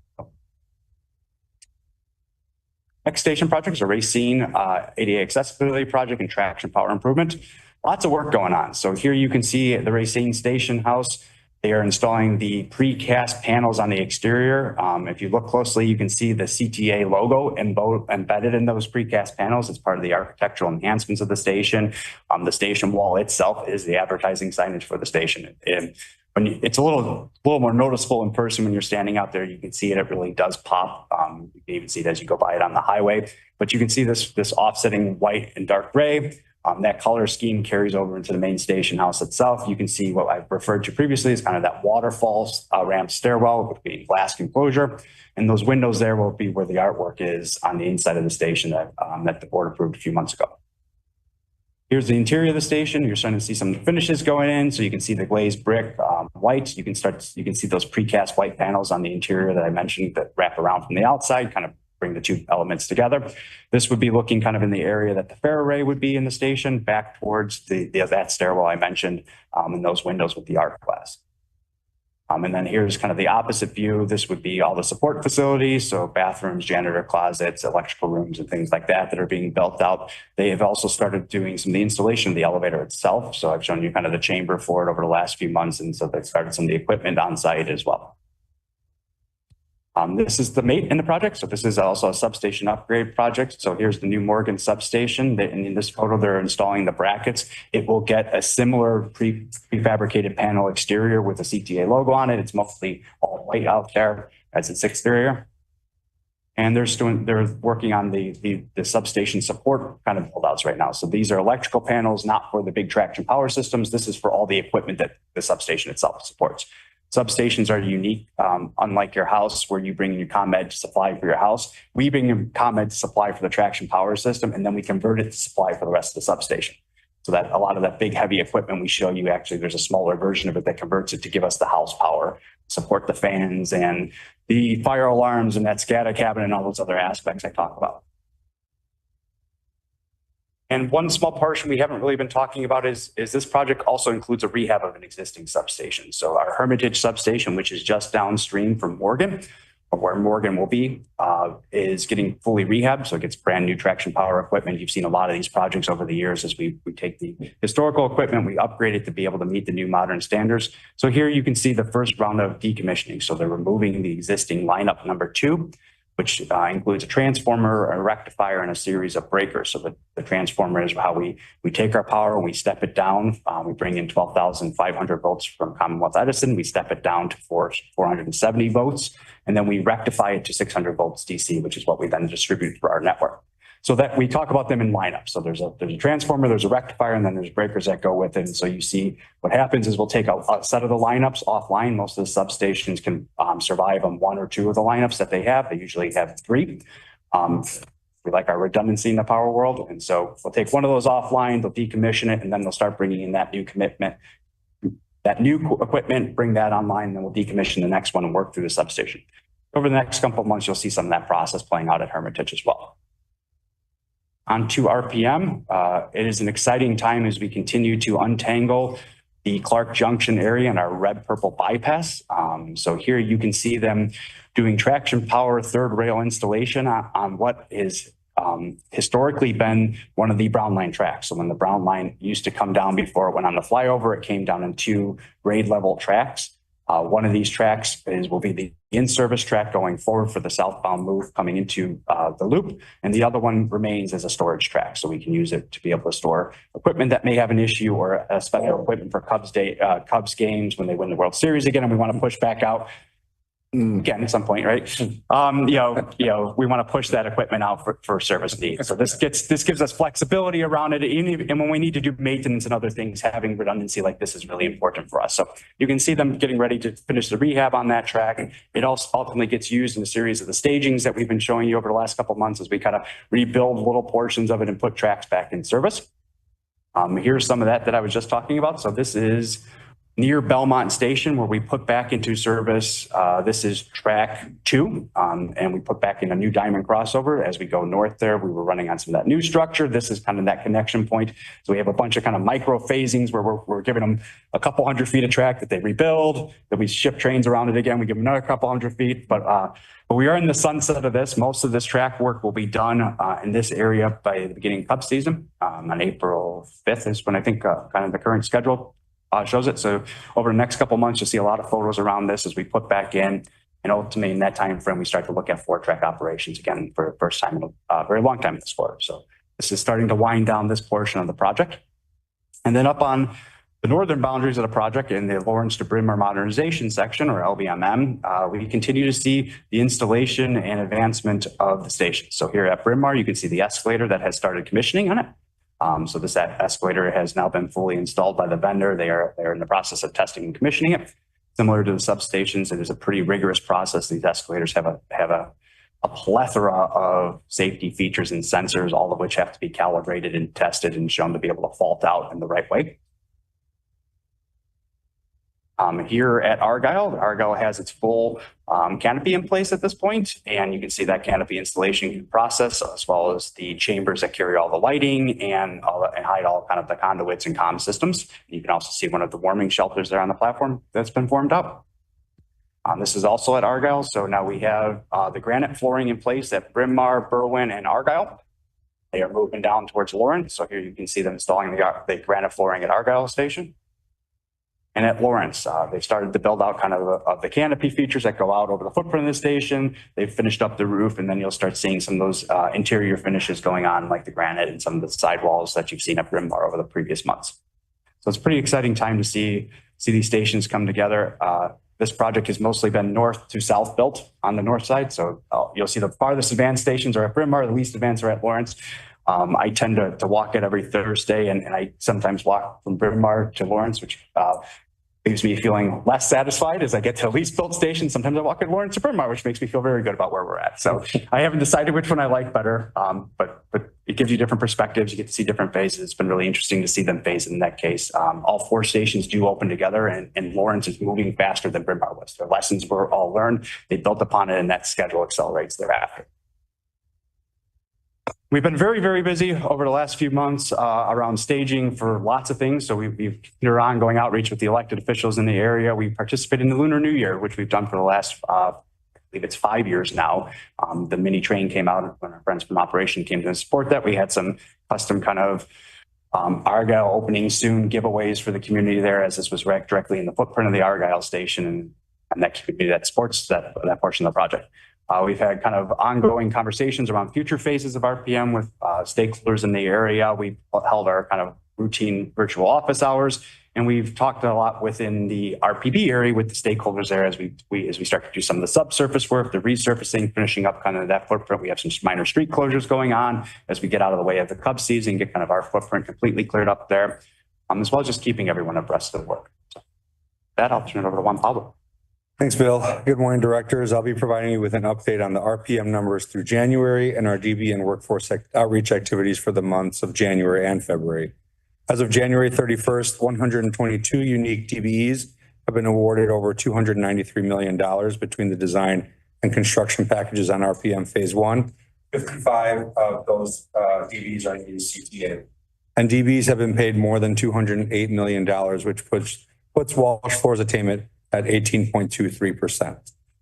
On the workforce side, as of January 31st, over 2,600 unique individuals have worked over 2.27 million labor hours and earned over $135 million. Walsh Floor is on track to meet their workforce goals. These workforce goals, this attainment represents over 1,100 unique individuals that meet one or more of these workforce goals. In January and February, we attended a number and hosted a number of events to inform small businesses and residents about contracting and career opportunities on CTA projects. And we've also developed a few new slides to highlight a few of those events for you. On January 10th, we hosted a DBE certification drive at Altgeld Gardens Community Youth Center Computer Lab to help firms with their DBE applications. Our certification and small business development teams were on hand to walk business owners through the certification process and answer any questions that they had.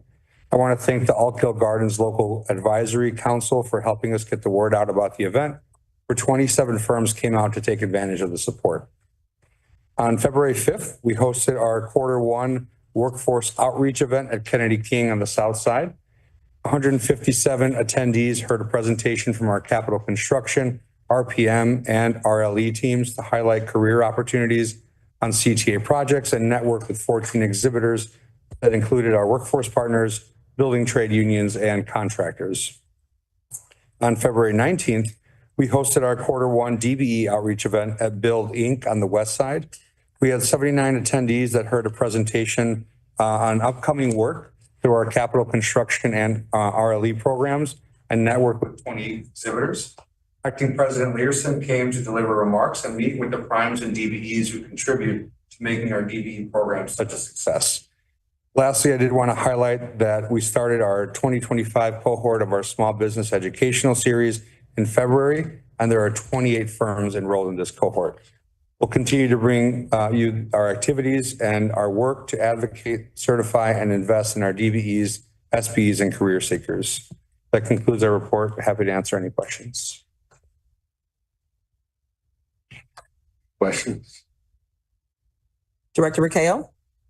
Yes, on the first project where you mentioned the STP funding being used for this, how replicable is that model to improve walkability around our stations, understanding that many of them, as you pointed out, the station may be great, but walking to and from the station may not be safe or may not be properly adequate for people to do that. So I'm curious as to whether we have anything in the pipeline or ways to repeat this.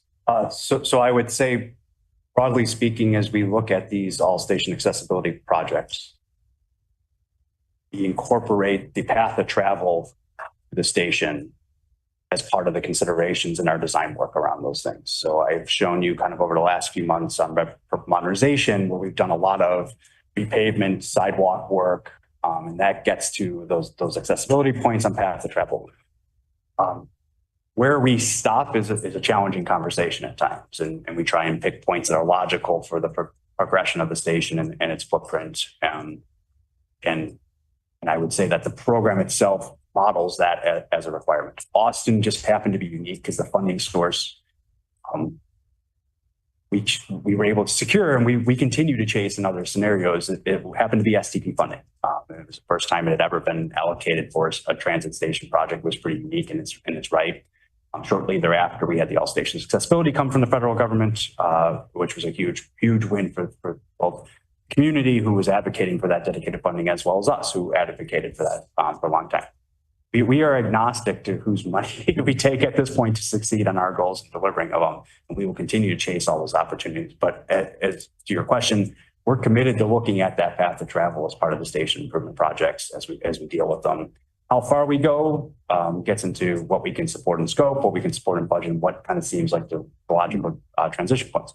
I will say that the Chicago Department of Transportation has had a pretty aggressive curb ADA accessibility curb cuts and sidewalk program that they've been rolling out through the neighborhoods over the last few years and continue to roll out. I can just say that because I experienced it in my neighborhood last summer, and I've seen it throughout my travels in the system. So great, and that's a great point, because I wonder when we bring together CDOT and IDOT for the other purposes we talked about, the bus routes being clear, whether we could also inquire as to how they are thinking about supporting our stations. I've seen the curb cuts and all those things they're doing, and commendations for that. I have also seen problematic ways of dealing with car traffic that prioritize cars and put our users, our riders at risk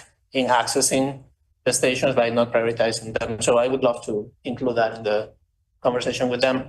I'm also curious, because you mentioned the list of the pipeline of ADA improvements. There is a phase of this that includes environmental review, if I understood correctly.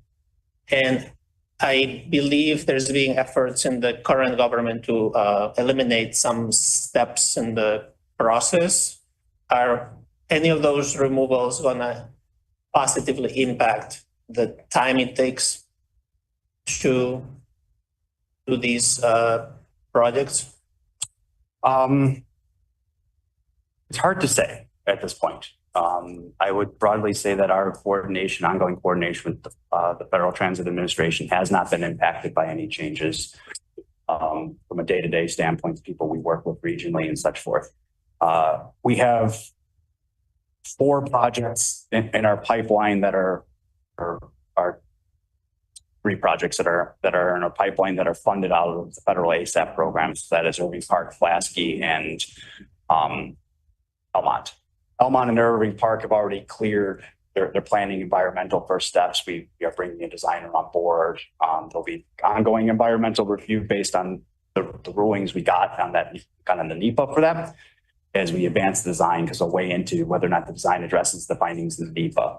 Pulaski is just starting that phase, and that would be the one that I would be most worried about a risk of slowdown or impact, because we're still early in that process and getting kind of rulings.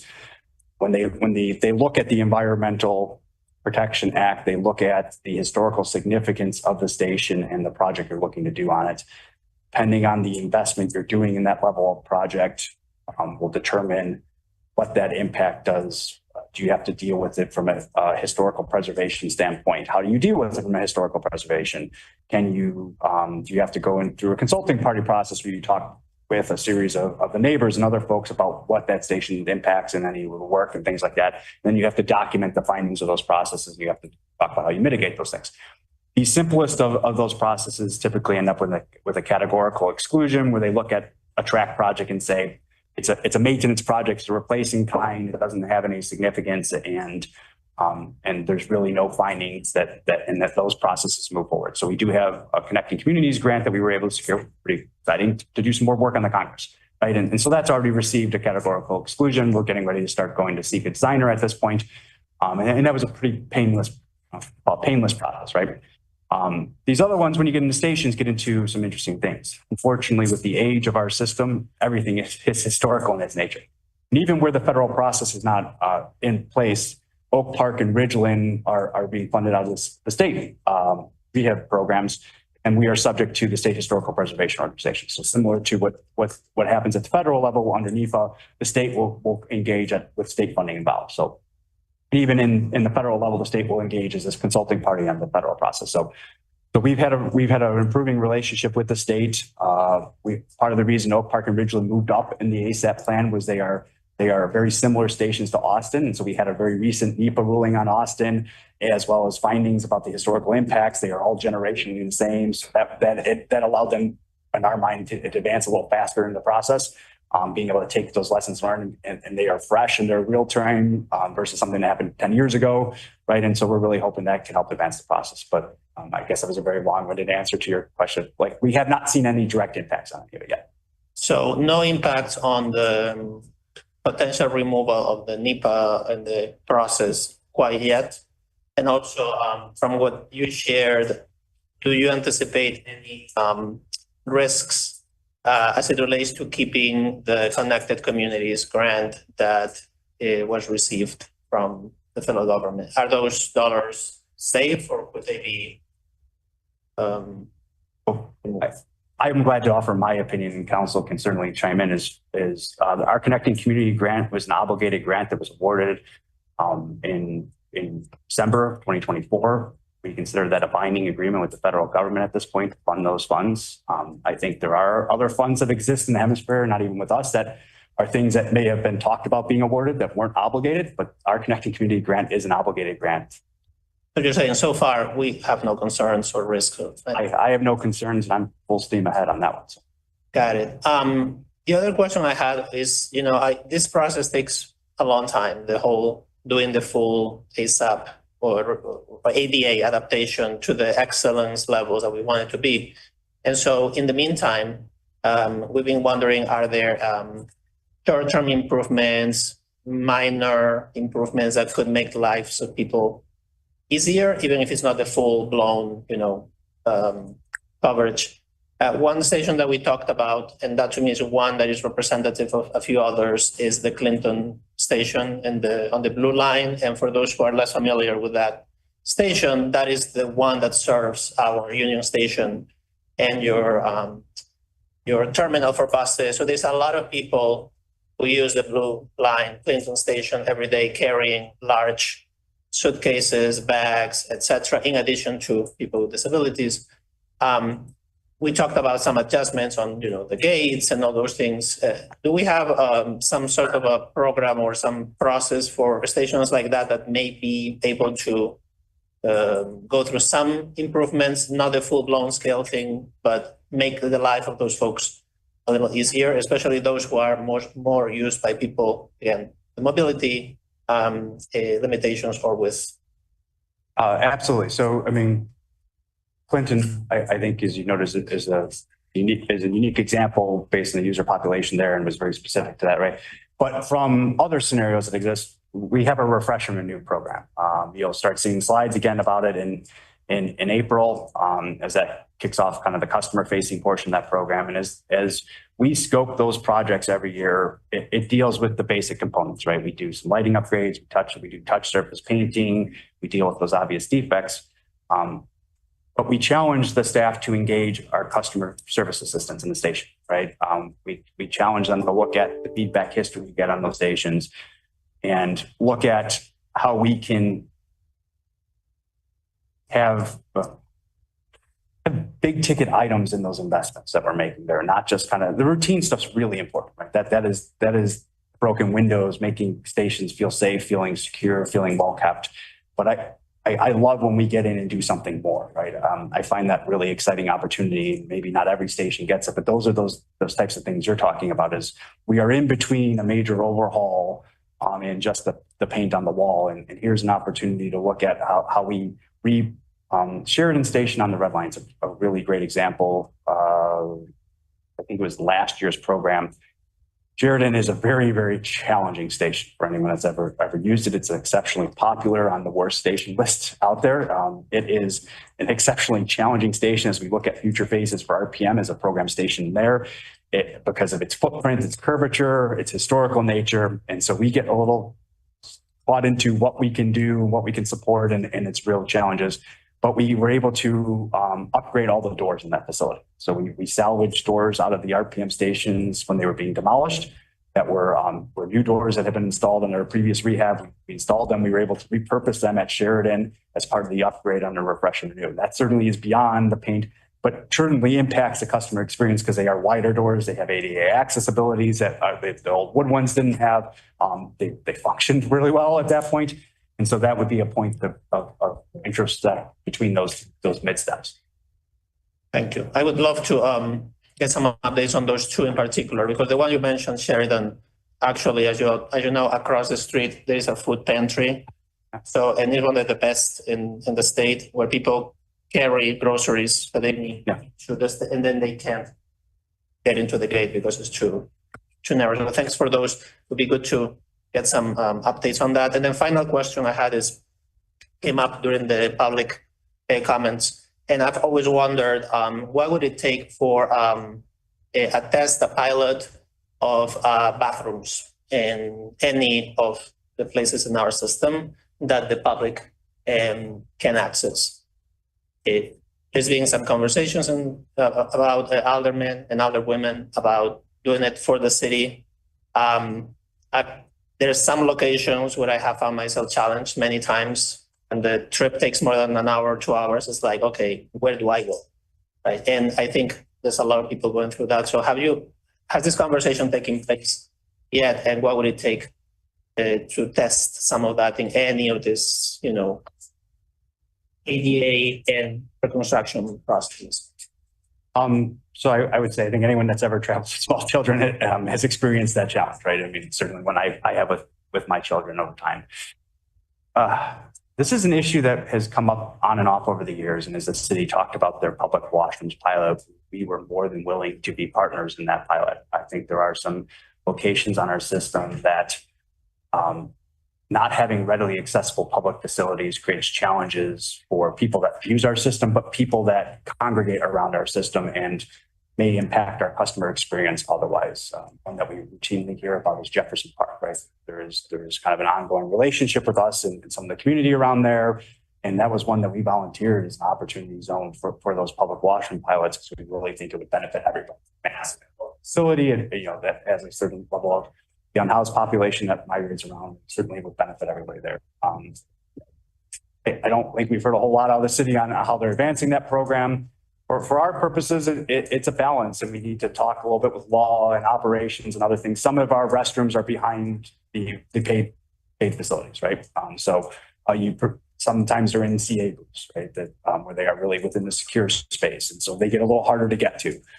Some of them are really small, intimate facilities that are meant for our workers to be able to have those facilities, and how we keep those up and maintain them so that the worker experience doesn't degrade to the public experience. We've had a lot of conversations in my almost 30 years on and off, where every handful of years it comes up. I think I would look to President Learson, but I think we could certainly revisit and see kind of what a pilot like that would look like and get back to the board. Yeah, I think we can definitely look into that. I think it comes up and the public should at a minimum understand kind of our thoughts on it currently and what, if it's funding, operational engagement with other entities on approaching it, kind of what our thoughts would be on it. And I think it's a great time to look at that more closely. So we can get back to you on that. Yeah, and I see the traction both in the city wanting to do something about this, the council, and then I know you all now care, especially about these issues. So I think having some idea of what some of those potential locations could be and what would it take to activate a few of those would be really helpful for us to understand too as board members, what's possible, how much it costs, maintenance issues, all those things. Yeah, we recently looked at, President Carter had seen some equipment in one of his travels and shared it with us, which were more kind of live active bathrooms that had secure entry and exit points. So some people use them for charge, and we've done some research on that. Even for some of our facilities where, like a bus turnarounds where we don't have actual bathrooms, trying to upgrade those facilities. And so we have some recent market pricing on this, and we can certainly get back together on that. Yep, thanks. Any other comments? Director Eady? No question. Director Lee? Just thank you, Bill, and just always very encouraged by the strides we're making in terms of accessibility and for the ASAP plan, and just keep up the good work, y'all. Thanks. Thank you. Thank you. Final order of business is new business. Georgette, is there any new business? Mr. Chairman, there is no new business.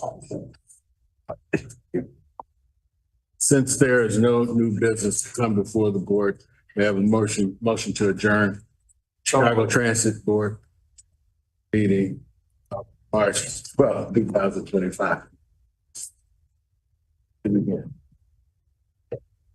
Second. It's been moved by Director Eady, seconded by Director Cahill, that the meeting be adjourned. We'll take a roll call vote. Director Cahill, Yes. Chairman Barclay, Yes. Director Jakes, Yes. Director Eady. Here. Director Lee, Yes. motion passes. Meeting is adjourned.